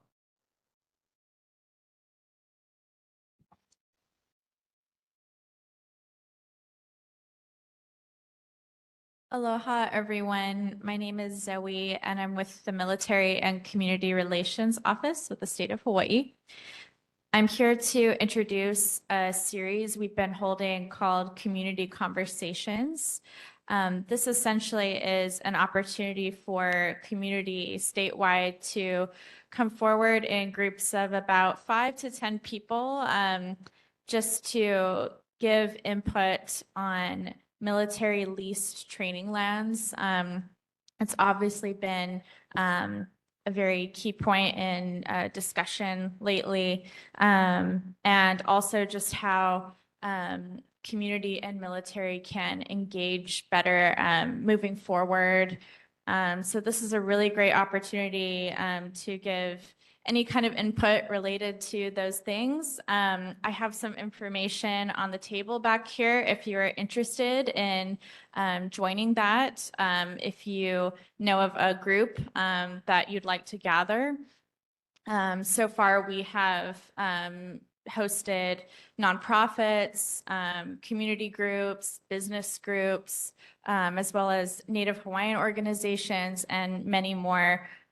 So this information will be basically put in summarized notes that the group will get to review, and then it actually goes directly to the governor's office. So again, I have some information on these community conversations on the table here. I have a QR code to our website that gives a full description of community conversations, as well as my information. So yeah, let me know if you have any questions, comments. Any questions? David Lai.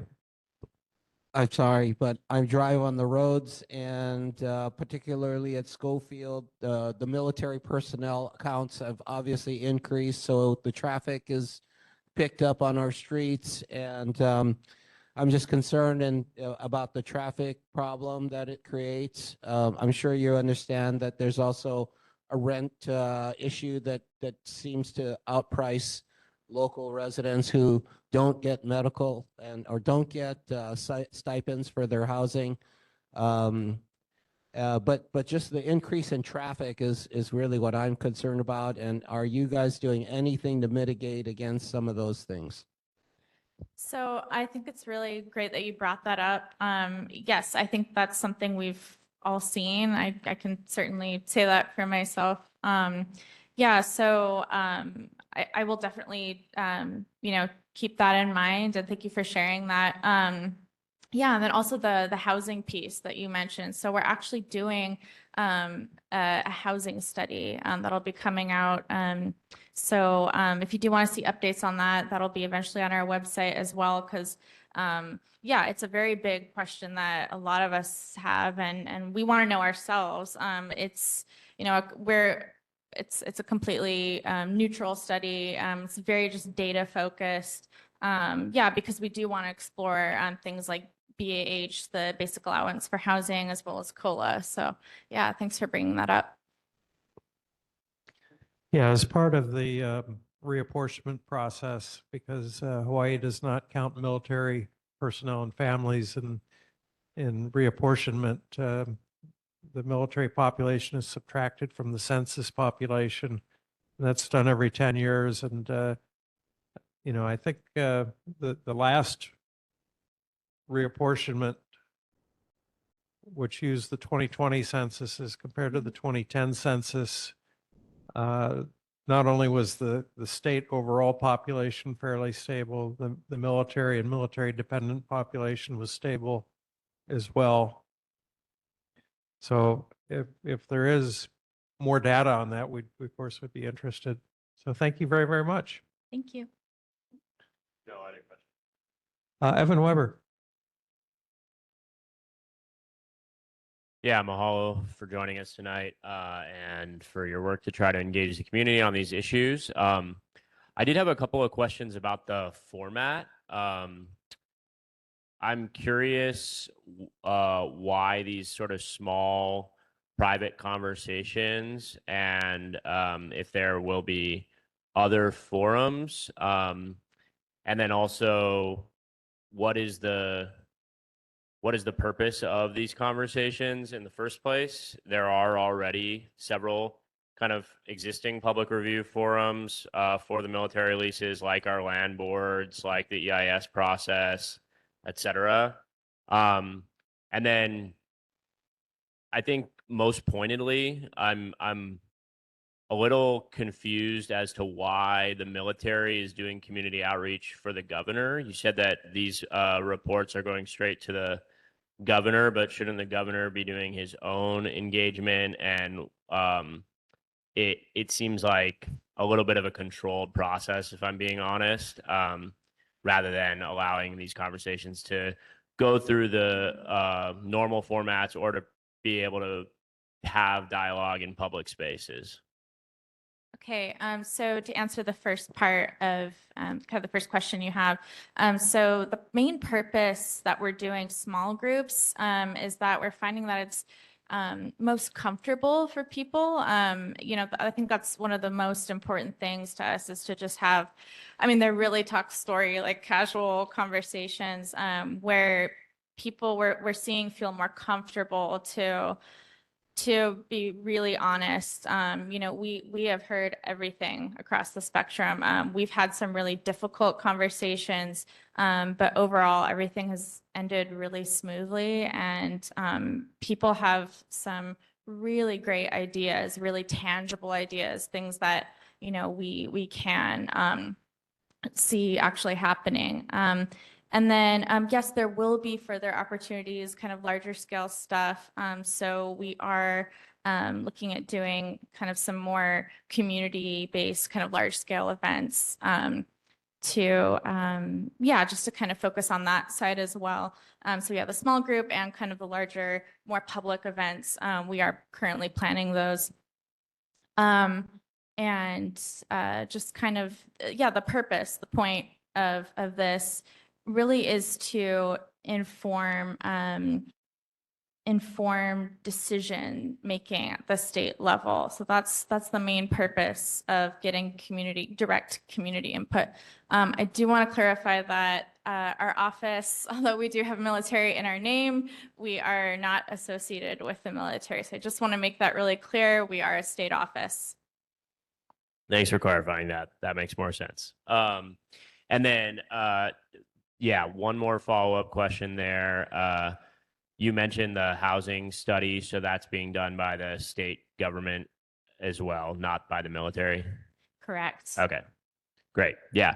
There already have been several independent studies, including by our congressional delegation led by Representative Jill Takuda, that showed a pretty demonstrable impact on housing prices. But if you live in Kailua or out on the west side, you don't need a study to know how this is impacting housing prices. You can talk to any landlord, whether how they feel about renting to a normal local family and based on the wages that we make versus somebody that receives $4,300 or $8,600 for a family of two extra on their income for housing allowance every month. So I don't think we need a study for that, but I'm glad that the state is adding some more fuel to the fire. But was there an issue with the previous studies, or this is just to support kind of efforts for negotiations? Yes, it's really, again, just very neutral. We generally as an office, we are curious ourselves. So yes, it will be used in future decision making, just as a reference, just like other studies as well. Mahalo. Okay, mahalo. Are there any other resident or community concerns this evening? All right, thank you very much. Next order of business are mayor and governor reports. We'll start with Mayor Rick Blangiardi's representative, I think Shane Enright's off island. Do we have Jim Ireland with us?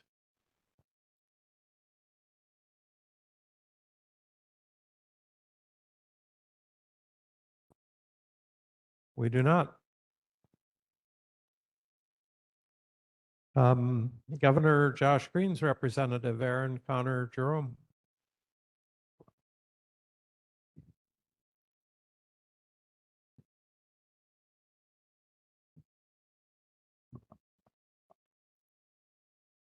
Good evening. And there were a lot of questions last month for me to take back to our State Department. So I will try to keep this brief, but also provide you all the information I received from the various departments. First question was about the CIP funding for the project to renovate or update Kailua Public Library. There was a request to have the community input in the plans for those designs, and the state librarian is more than happy to receive community input once the project's initiated or beginning their process. DOT traffic installation light, Kalaniana Ole Ulupihi Street. There was about 6 questions regarding this intersection and the conversations that were had last month. One of those questions being adjusting the traffic lights at the Castle Hospital intersection so that all residents can make it through in one traffic cycle. DOT's response says this intersection will be repaved as part of the Kailua Road resurfacing project from Kalaniana Ole to Hamakua Drive. During the repaving project, any damaged sensor loops will be replaced. Once that is complete, HDOT will work with the city, DTS, to manage traffic signals on Oahu on vehicle detection alternatives. As reported in June, they're postponing the repaving project to until the city has completed the North Kalaheo project so that we're not going through 2 major road projects at the same time. There was a question about requesting a comprehensive list of accidents in that intersection. And in the last 10 years, I had emailed a list of that to Chair Hicks earlier today. So that's in the Google Drive. Just as a few highlights, there were 25 accidents in the last 10 years in that area, none in 2025 or 2026. There were a total of 5 serious injuries reported in the last 10 years. 3 of those accidents were between 7 and 8 o'clock in the morning, and 4 of those accidents were between 1 and 3 p.m., which I assume are peak school hours time, drop off and pick up. So just wanted to highlight that. The data for that is in the Google Drive. You can look at more information on those incidents. There was a question about the cost of installing a traffic light. DOT reports it costs approximately $8 million, which includes installing the lights, fencing, sidewalk signage, clearing and grubbing, etc. The timeline of, there's a request for the timeline of these 3 studies when they occurred in the 2007, 2014, and 2018 during the time of day. Unfortunately, I did not get that answer by the time I came to this meeting, and I checked my email. Sitting there, it still hadn't come in yet. So that one I'll re-report next month. Hopefully DOT can provide an update to that. Okay, DOH Clean Water Branch, our favorite division of Department of Health. The question was about the exceedance from May, April, I don't remember when it was. And the difference in the signs the Marine Corps base puts up versus the Department of Health. Questioning whether, which is more efficient and which is more accurate. Department of Health says the affected areas in the advisory is an estimate, which we've kind of covered already. The public should remain out of the area, and it's based on the initial report from the discharge. It's drawn with an abundance of caution in mind, as dischargers are required to notify Clean Water Branch as soon as they are aware of the discharge or within 24 hours. The delineation made by the discharger is usually included in their press release, which are usually issued after this clean water advisory has been issued. So they report it, Clean Water issues an advisory, then there's a press release which gives a little bit more information. It's why the information doesn't always line up correctly. Not an excuse, that's just what happens. The advisory is intended to both show the immediate surroundings of the discharge as well as the estimated affected area, depending on the tides and the water and how the water moves in the bay.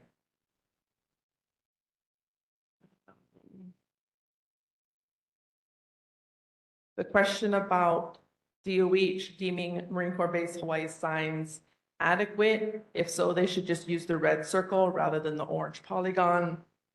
As the previous answer mentioned, the advisories are issued before the discharger issues their press release. They don't return to edit their information and reissue the advisories due to previous public complaints about too many emails. So I think they had been editing it. People were saying this is too much information. That's what they're saying. They believe giving the area that they do estimates the advisories are protecting the public's health. There was a question about Clean Water Branch and the city wastewater ever getting together to discuss issues and how things can be addressed for health and safety. Clean Water Branch regulates the program that oversees the National Pollutant Discharge Elimination System permit program for discharges into state waters. Under the Clean Water Act, issuing the permit establishes clear limits on what can be discharged, along with monitoring and reporting requirements. To ensure that such a discharge does not impair water quality or public health, by implementing both federal water pollution controls requirements and state water quality standards in the permit, Clean Water Branch effectively safeguards community health and the environment by regulating specific point source discharges from facilities such as wastewater plants, industrial operations, and storm systems. They discuss permit compliance with the permit holder when appropriate, ensuring that permit conditions are understood, followed, and enforced. Importantly, Clean Water Branch does not cover non-point source pollution such as agriculture or urban runoff, nor does Clean Water Branch address broader community safety issues. They are managed under different separate state or federal programs. They declined to meet with the chair and vice chair in a meeting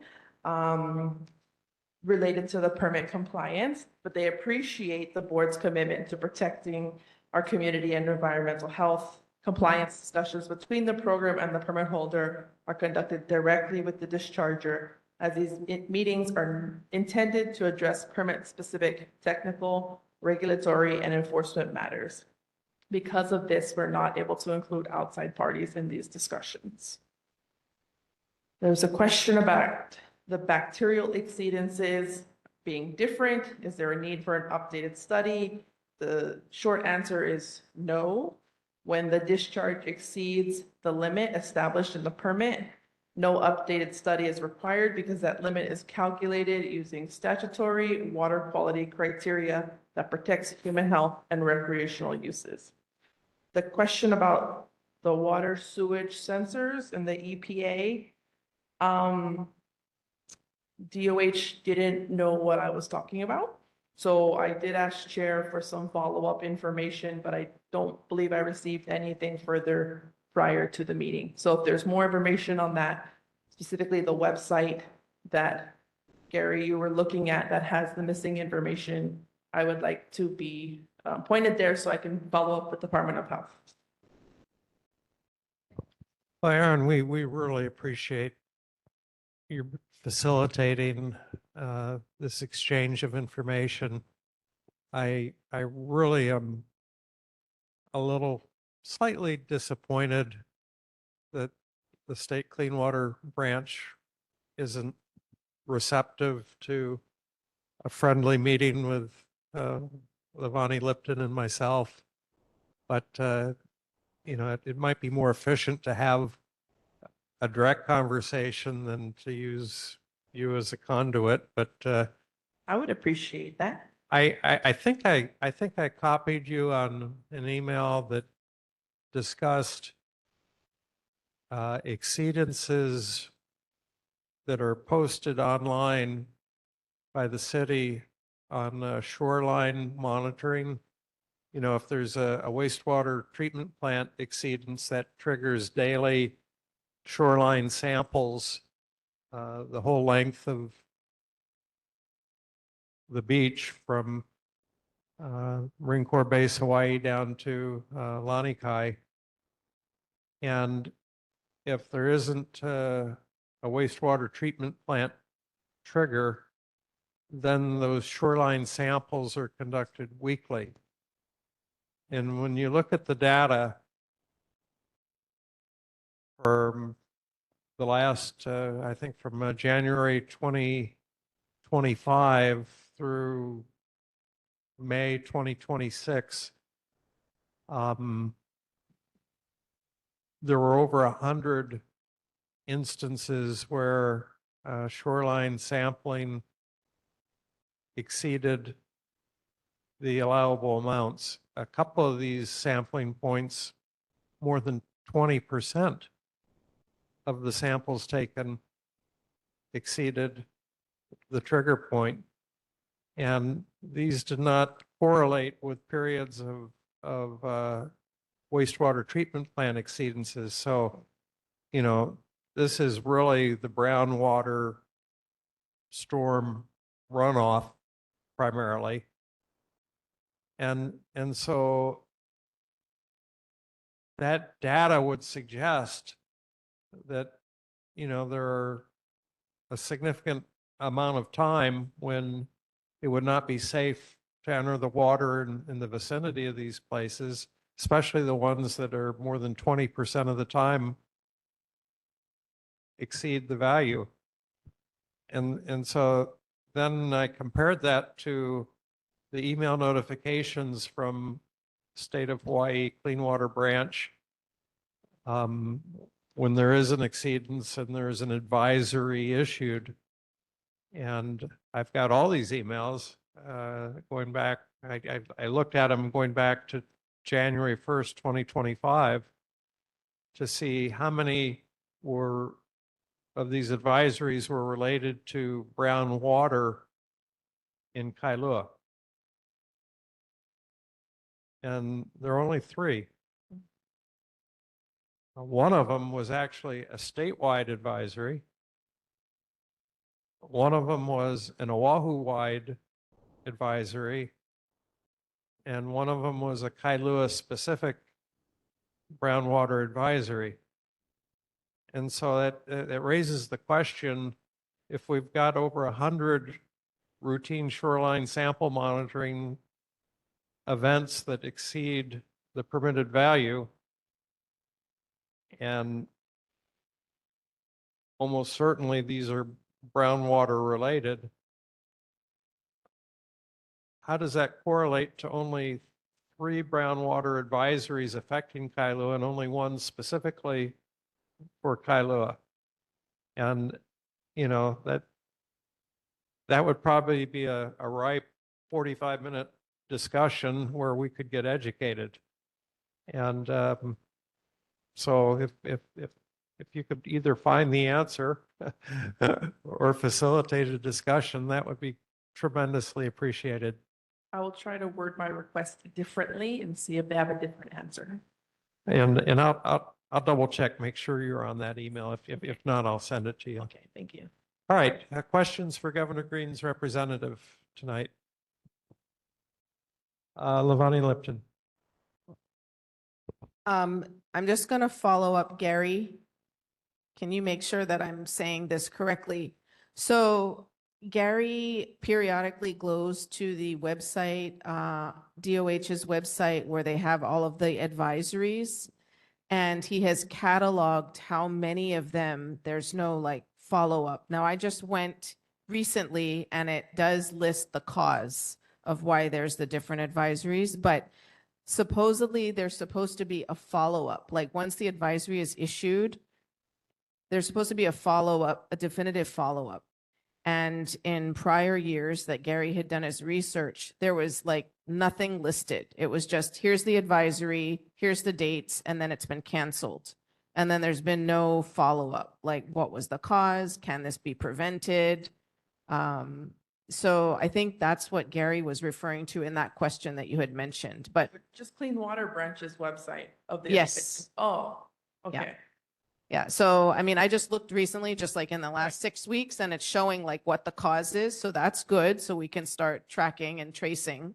But in prior years, like if it doesn't give any cause and it just says, you know, wastewater spill, brown water spill, and then it says the advisory's been canceled, we don't know if anything's been done about it. We don't know if, you know, we can prevent it. I mean, I don't think they're tracking sickness, but these are the questions that kind of pop out in our minds. In addition to, I know from your answer, I know that they're very focused on Clean Water Act and, you know, the state does not want to get fined from the federal government. But I mean, there's all these, what we're concerned about is the community's well-being and health. So. Yep, community awareness before letting the kids hop in the water. That's really the concern. Other questions? David Lai? Are there any incentives or disincentives for these roads, for completing these various road closures? For example, Waimea Bay, that road closure, that right at the Waimea Bay intersect area. But also on the H1 heading back towards Kailua from Wahiwa. You go there at 9 o'clock at night expecting that traffic's going to be clear. 5 of the 6 lanes are closed and there's like 30 trucks sitting in the middle of the highway and nobody's doing anything. So I'm trying to figure out, how long is this supposed to last? It's a cost that we're paying as residents to have to sit in the traffic all day long. And I just wonder if there's any incentives or disincentives to get these projects completed on time or early. I'll check with DOT on that. Okay, other questions? Gary Weller. When you're done, if you come over here, I'll show you. I have another issue though. Not this month because that's just next week and we couldn't get it on the agenda anyway. But maybe in August, do you think I could finally get the fire marshal to come to my meeting? Is she settled in now? I would assume so. We can make a request to, you want to do a presentation or just come say hello, be part of my 3 minutes? Well, have her be prepared to discuss fire issues on this side of the island. We have 4 or 5 big areas that during the last really serious drought, if any of them would have caught on fire, it would have all affected residential homes. Every one of the large undeveloped Alikoa, California grass areas around Kailua usually abut houses. So I'd just like to know how she thinks she might handle that and gather help to do it, because the fire station here, even bringing in Waimanalo or Waikai, might not be able to handle that fire.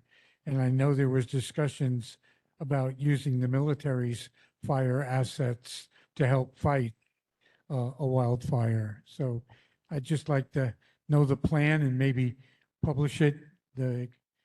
We did a disaster plan a bunch of years ago, and I think a fire plan, a wildfire plan would be a good thing to have. Thank you.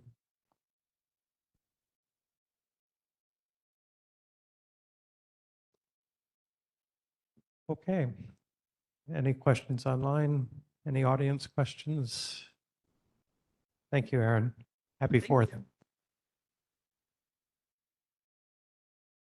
We move to elected official reports. Councilmember Esther Kiaina, unable to join us this evening. Senator Jarrett Keohokalole.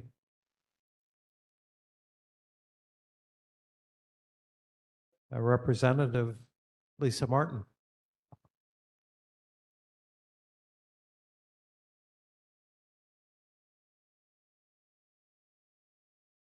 Aloha, everybody. So I had just 3 things that I wanted to bring up. I wanted to give you a little update on 2 long-term projects that are still in the works, but we're seeing some progress. For the water transfer, this is for you, Livani. For the water transfer from Kauai to Hamakua, a design team has been selected, and there'll be a kickoff meeting for the design of that pumped controlled water transfer, second half of July. So that's just beginning. I'm sure it's very long path. for the Kaiwa Ridge Trail, and I know there's interest. We heard about 2 rescues this month. There's always rescues. I hike there a lot. It's getting super dry and slippery right now. They have encumbered the funds for the first phase of it. The design has changed a lot over time. The current design, and I'm grateful that there is any design and any plan to actually do something, but the current design is a stone staircase, a very wide stone staircase, so people can go both directions through the very steepest section, which is quite narrow. And then when it widens up, there will be switchbacks supported by stone features. But yeah, the bottom will be stairs, which was never part of the design previously, but when they had the contractors really try to see what they could do within that space, it just wasn't wide enough for switchbacks. I'm happy to take questions, or if you want me to finish my third thing. And then the third thing I wanted to mention is just yesterday we kicked off at the State House a working group around waterway. We started with clean stream management, but it's really any sort of waterway. It could be culverts that are, you know, with man-made materials as well. And this is something that following the Konalos, it just became clear that a lot of districts, including mine, it's a big issue. And we don't have, in the same way that post Lahaina, we are being much more proactive and consistent in our fire prevention. We would like to be much more proactive and consistent in our flood prevention. And within District 51, definitely Waimanalo has a lot more issues to address. But Kailua also, we had flooding around buzzes in that neighborhood. And there's certainly a lot of waterways in Keolu Hills and Chanted Lake that fortunately did not flood in that event, but could flood if they were clogged. So anyways, that is happening. And I'm also independently trying to work with our partners, such as those here tonight and Department of Agriculture, et cetera, on specific hotspots, in particular, you know, ones that did flood. And with that, I'm open for questions. Questions for Representative Martin. Donald Wong. So on the pillbox, replacing with the stairs instead of the switchback, Yeah. have the environmental, because it wasn't in the EIS. So have the environmental differences, issues, are they similar? Because now you're putting in stairs with, I'm assuming with cement? They will be stone, but there possibly will be cement holding the stones together. You know, I'm not sure. The EIS was not for a specific design, is my understanding. The design has, they were looking at doing switchbacks, but switchbacks with man-made stone structures holding the switchbacks up, because even then they knew that there's not the width to do something that is just, you know, without any sort of structural support. It's very, very badly eroded. I can't imagine the tons of topsoil that used to be there that are now sitting in Kauhau Bay. So I feel personally strongly that we do want to take care of that situation and protect the environment. And I appreciate that they are trying to work within, you know, with the reality of what is before them for that one section that is very narrow and steep at the bottom. After having done all the work to try to do the legal work to get easements put together, which they did, which took 2.5 years to, you know, to move easements so that it could give them a little more space to work with. Lavani Lipton. Yes, with respect to the stairs, is there going to be railings or is it just like free stairs that people climb? Probably not. No, there isn't like a drop off on the side of the stairs. The stairs are just, yeah, just to make it safe to walk up and to keep people there so that the sides can regenerate growth. There will be a phase 2 that was funded this past year, another $1.2 million, and that's for the area right under the pillboxes, which is equally badly eroded and is the site where the guy died a couple of years ago and where probably most of the rescues take place. So that is another very badly eroded area but steep. And so the fixes again are above and beyond what our DLNR trails management team can do. We want to have professionals come in and do something. There is more space to work with. I assume it will be switchbacks, but they actually have machines that they can kind of cut into the rock a little bit to make switchbacks. So they'll probably be doing that. And fortunately, I'm told there is space on the side of the stairs to get equipment up so they don't ruin the work that they have done already when they get to the second phase. And then I had a quick second question. The committee that you are now a part of at the state level in terms of mitigating. Task force. Oh, the task force. Okay. So I'm assuming that one of the partners is going to be the city because they are managing like the culverts and the drainages. You're working collaboratively with them? We had our first meeting yesterday Oh. and we made a list of all the partners we'd like to work with. But I think part of the thought is that maybe the state needs to help the city because the city is not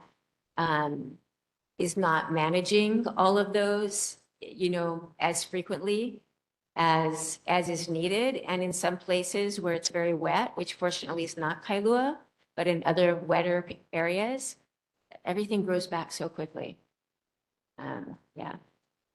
But yes, all partners will be included, but this is more looking at not just placing the blame on the city, but seeing how can we be part of the solution. Evan Weber? Yeah, mahalo for those awesome updates and for your leadership on all that stuff. I had a question about the Kailua Ridge project. Great to see it moving forward. I haven't been up there in a little bit, but I had heard from somebody recently that there was like some sort of sign or barrier, like in the middle of the hike, like after the second pillbox. I didn't know if that had something to do with the construction or something else. I know exactly what you're talking about because I do use that trail. There's a sign that I think it's after the second pillbox, and it's probably meant to say, don't go beyond here. Beyond that is not, I don't think it is a state easement. Having said that, the sign is actually angled towards the mountain itself. So it's very easy to ignore. But, I think everybody does pretty much ignore it, but maybe it somehow protects the state from liability. I don't know. Okay, cool. And then second question, yeah, about the working group. Glad you're involved in that. You mentioned kind of the flooding near buzzes, and I don't think there's any sort of silver bullets on this stuff, but if there were one, my sense is that, after the historic flooding, one thing that we saw was a lot of what was causing the flooding in a lot of the places, including in Waimanalo and Kailua, was basically just that the water used to flow from Malco to Makai and it doesn't anymore.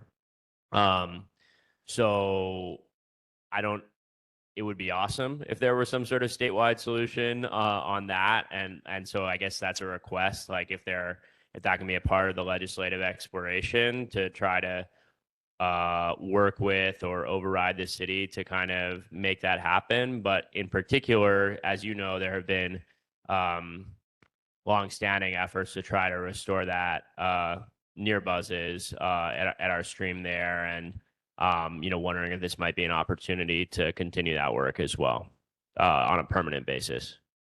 Yeah, absolutely. I think in that particular area by buzzes, I think it's actually a very relatively modest amount of work that needs to be done. But maybe the neighbors who are affected are happy to do it, to clean out that awai. But they need, I think, they should have official permission, plan, et cetera, as opposed to just kind of going in rogue. It should be something that is, that A, they have support for if they need it, and B, they have permission. And I think that kind of thing can happen across the state, you know, for small things, and then for big things, you need heavy equipment, and we need a plan to get it in there. Awesome. Well, Okay, other questions? Donna Wong. Will while they're repairing the trail, will the trail be closed? It will be closed. And how long are they looking at closing it? How long will that take? I don't even know when they'll start, much less how long it will take. I don't know. Yeah. Okay. I'm not going to pretend I know. If you asked me how long the roundabout would take, I would have gotten it very wrong. So, yeah. But when they reopen it, there will be a reservation system. And that there's already funding for the software for the reservation system.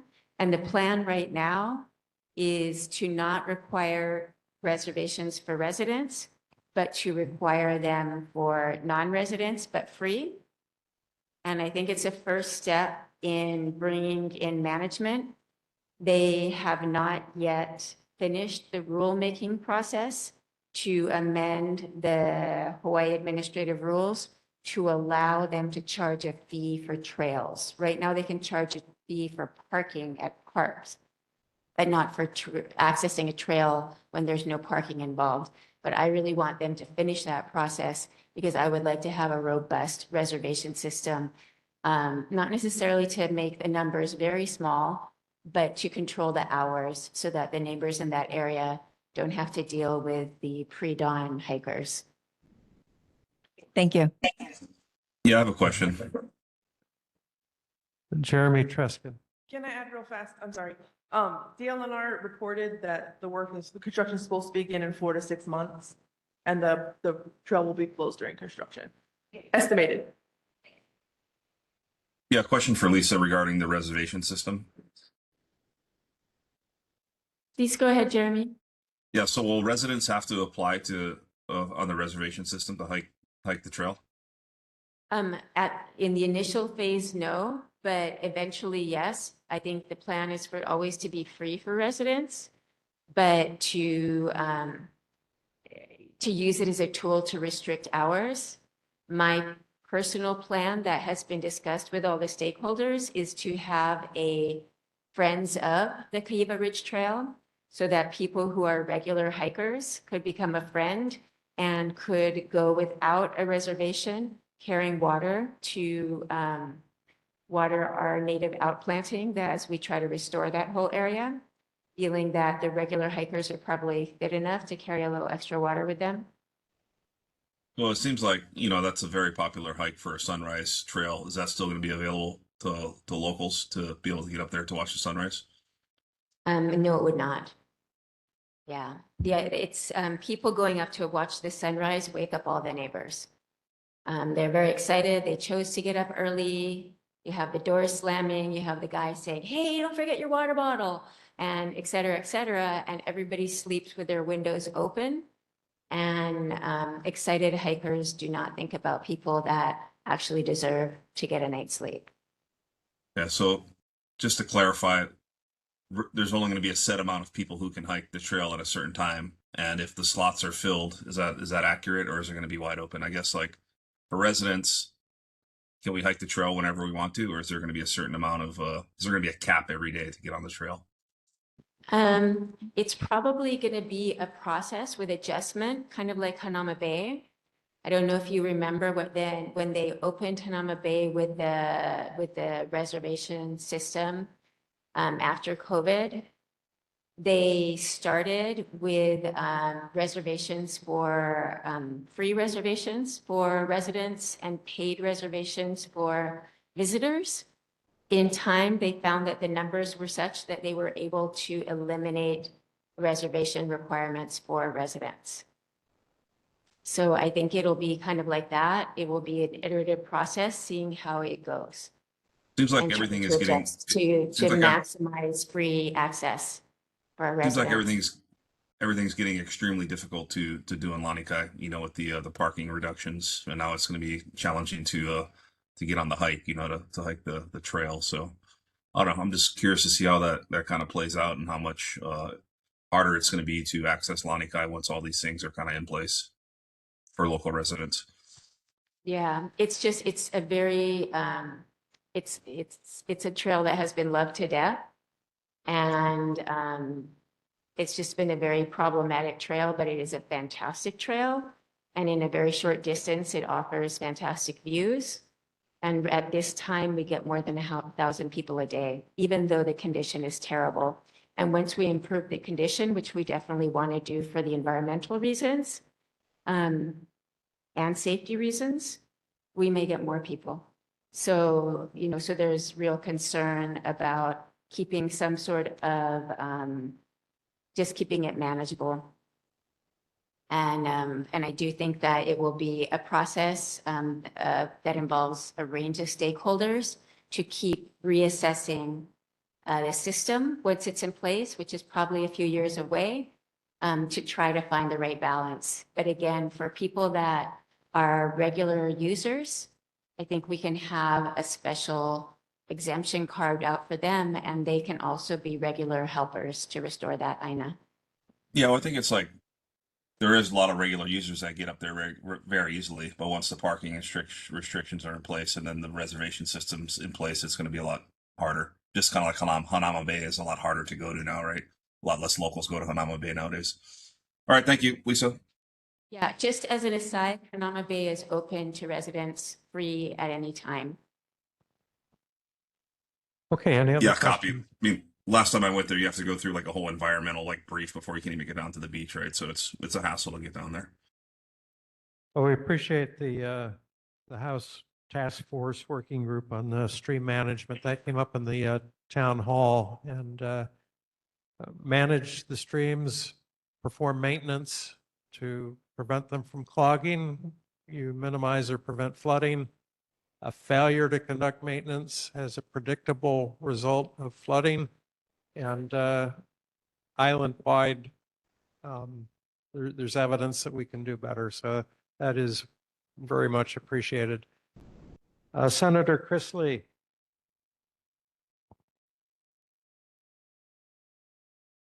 All right, thanks very much. I want to comment on just a couple of things that had come up in conversation along the way this evening. Just noting, thanks to the work with Lisa and the folks at Kailua after the horrific tragedies there in the past.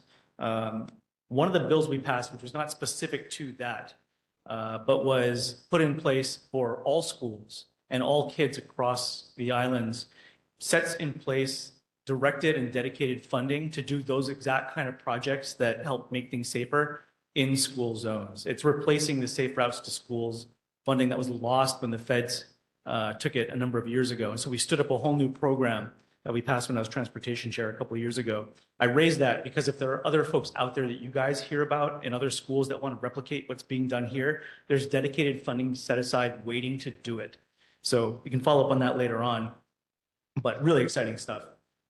Secondly, really want to mahalo Lisa for the work she did, taking the lead on the distribution of CRB materials at our town hall we had here in this room just a couple days ago. It was pretty packed. I think a lot of folks grabbed the stuff they needed. Lisa is sort of the go-to expert on a lot of that stuff, but that was enormously successful and it's something we should probably do. So again, if you guys hear more about that, and as we have more conversations with DOA, we can do these sorts of things on a more regular basis.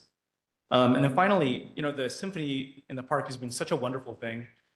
This year, the committee that I chair oversees culture and arts and some other things as well as some of our land issues.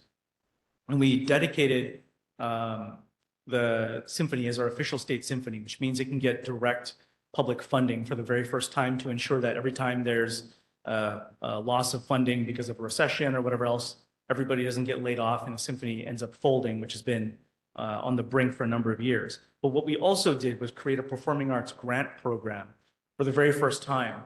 And so like we have money that goes into promoting arts and painting and all the other things, we now have funding for performing arts.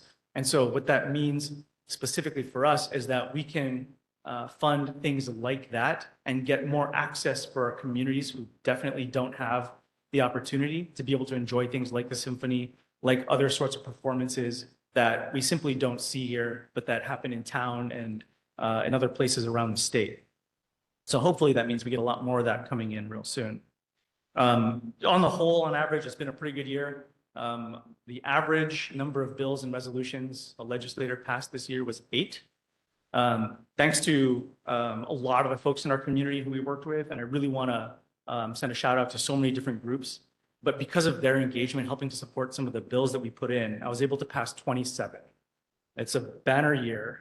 And I really want to highlight just a couple of those things. There's no time to do all of them by any stretch, but some of these I talked about before, like canceling the medical debt that people in our community cannot afford to pay.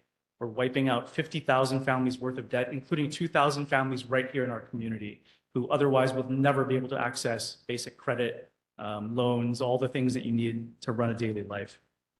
Secondly, we passed stuff that's going to hold our utilities accountable and ensure that the investments made aren't just going to be passed on to consumers and have those end up on our electric bill without due consideration, looking at what are the cheaper, cleaner alternatives to begin with.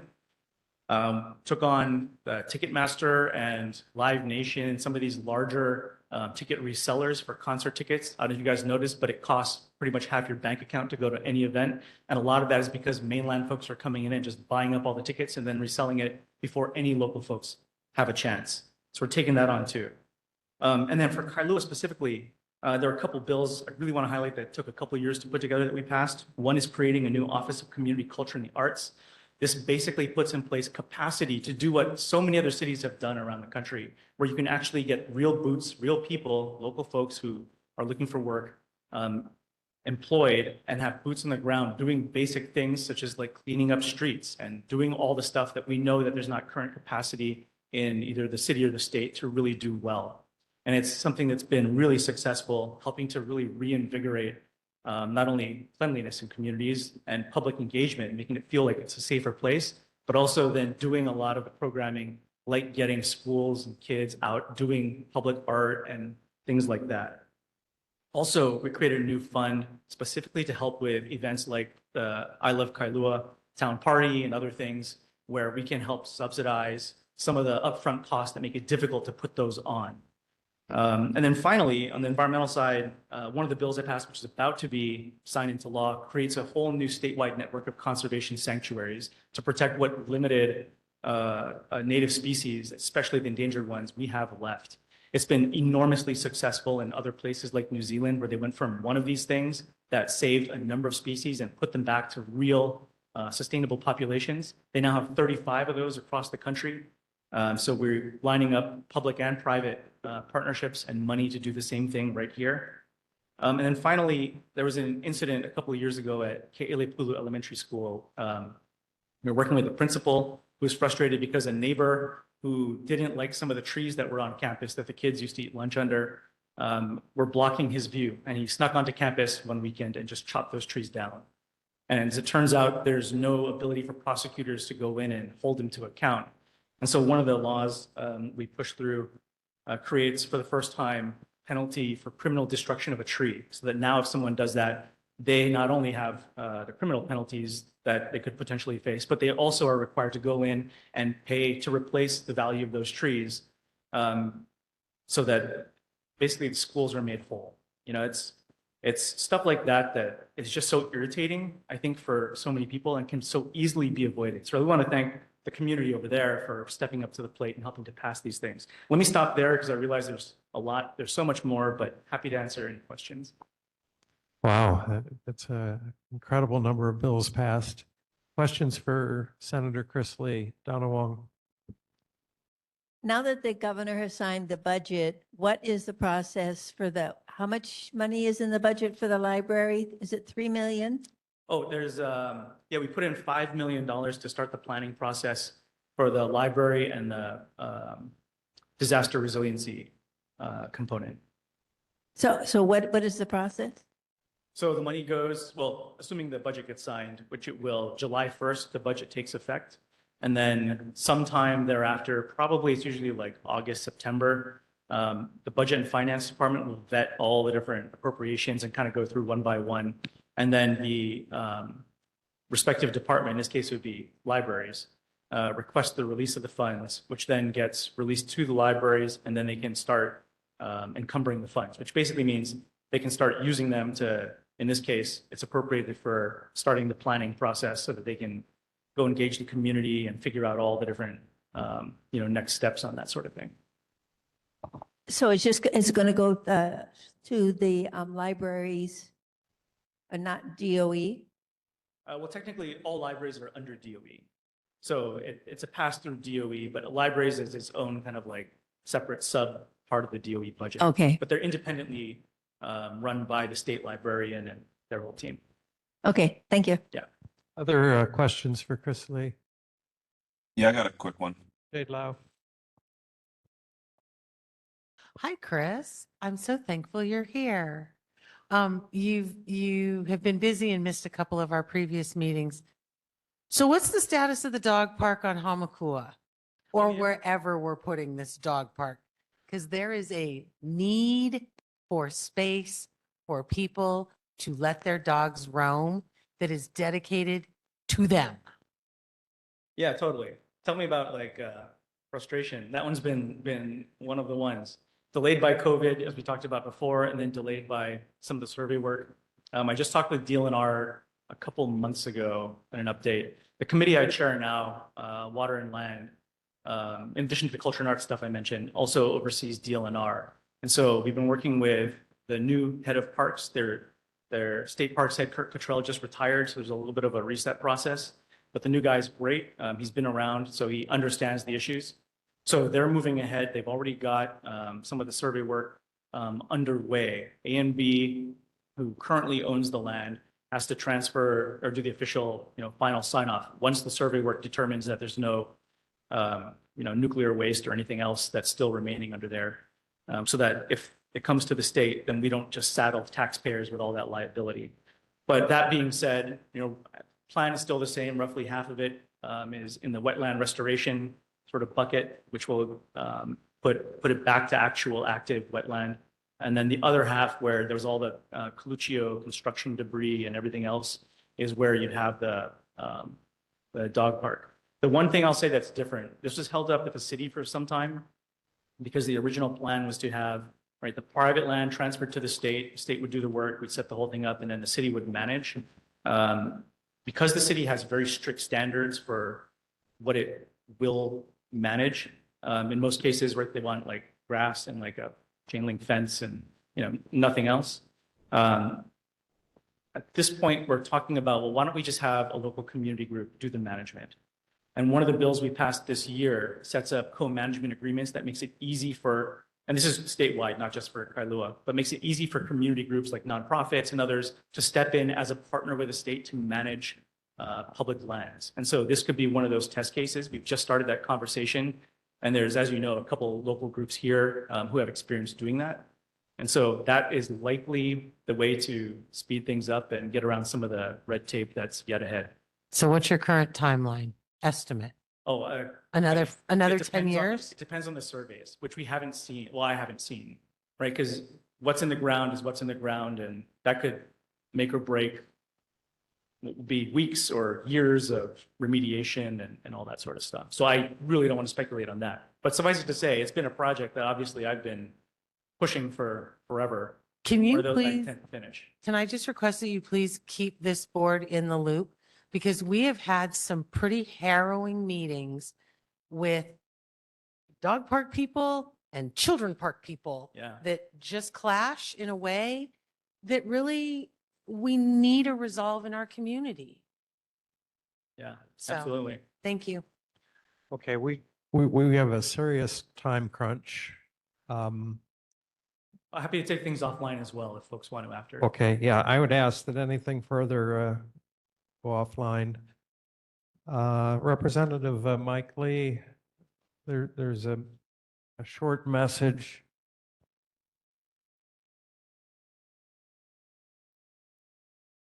Mahalo Jake Chine for his desire to welcome our guests for the 4th of July parade to Kailua. Due to his efforts, we were able to clean up a couple of different spots throughout the neighborhood in preparation. This is community in action and why I love Kailua. Update from Haima, the design and planning for the Kalaheo Hurricane Refuge is going to be starting this month, and see you at the 4th of July parade. Representative Scott Matayoshi. Tallulah Samafua, representing Representative Jill Takuda.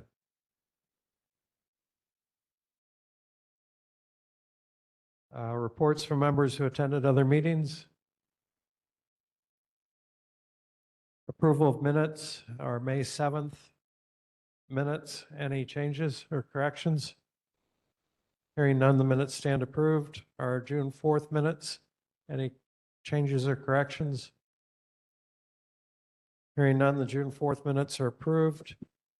3 meeting absences. I already mentioned that Malia Tomes resigned effective today due to health issues. We appreciate her community efforts and wish her well.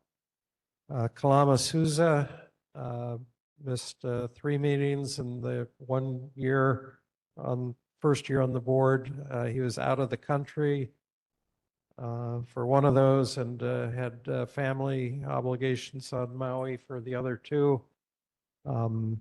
As a member of Honolulu Fire Department, his on and off time is irregular, but he is fully committed to Kailua and wishes to continue. And my recommendation is that we close this issue.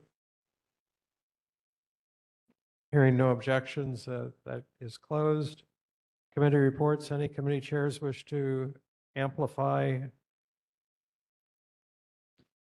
Hearing none, the committee reports stand as published. Committee membership motions. Any changes to committee membership? And chair's report.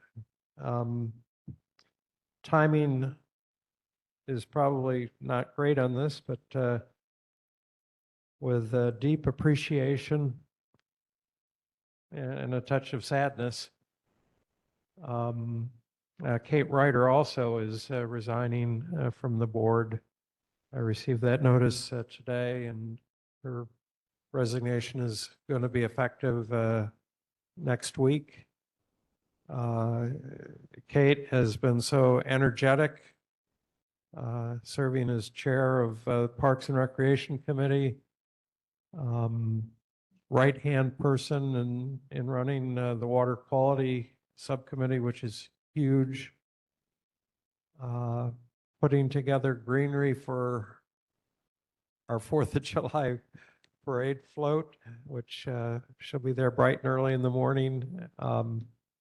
But you know, there are extensive family obligations, and you know, you have to always weigh family obligations with other obligations. So we just have tremendously deep appreciation for all that Kate has contributed to the board and to the community, and I'm sure she, of course, is going to continue to contribute to the community. Let's make it a celebratory time at Saturday's parade. And, we appreciate you, Kate. Committee agendas for August are due by Sunday, July 26th.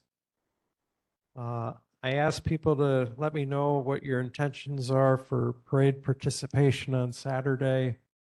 There are a few people I haven't heard from. Emily, Bruce, Jennifer, Anna Malia, David, Kalama, Evan, and John. If you could let me know, we want to make sure we've got enough seats set up on the truck for having a great time at the 4th of July parade. Any other comments from any members? All right, the time is 9:58. This meeting is adjourned. Wishing everyone a happy 4th.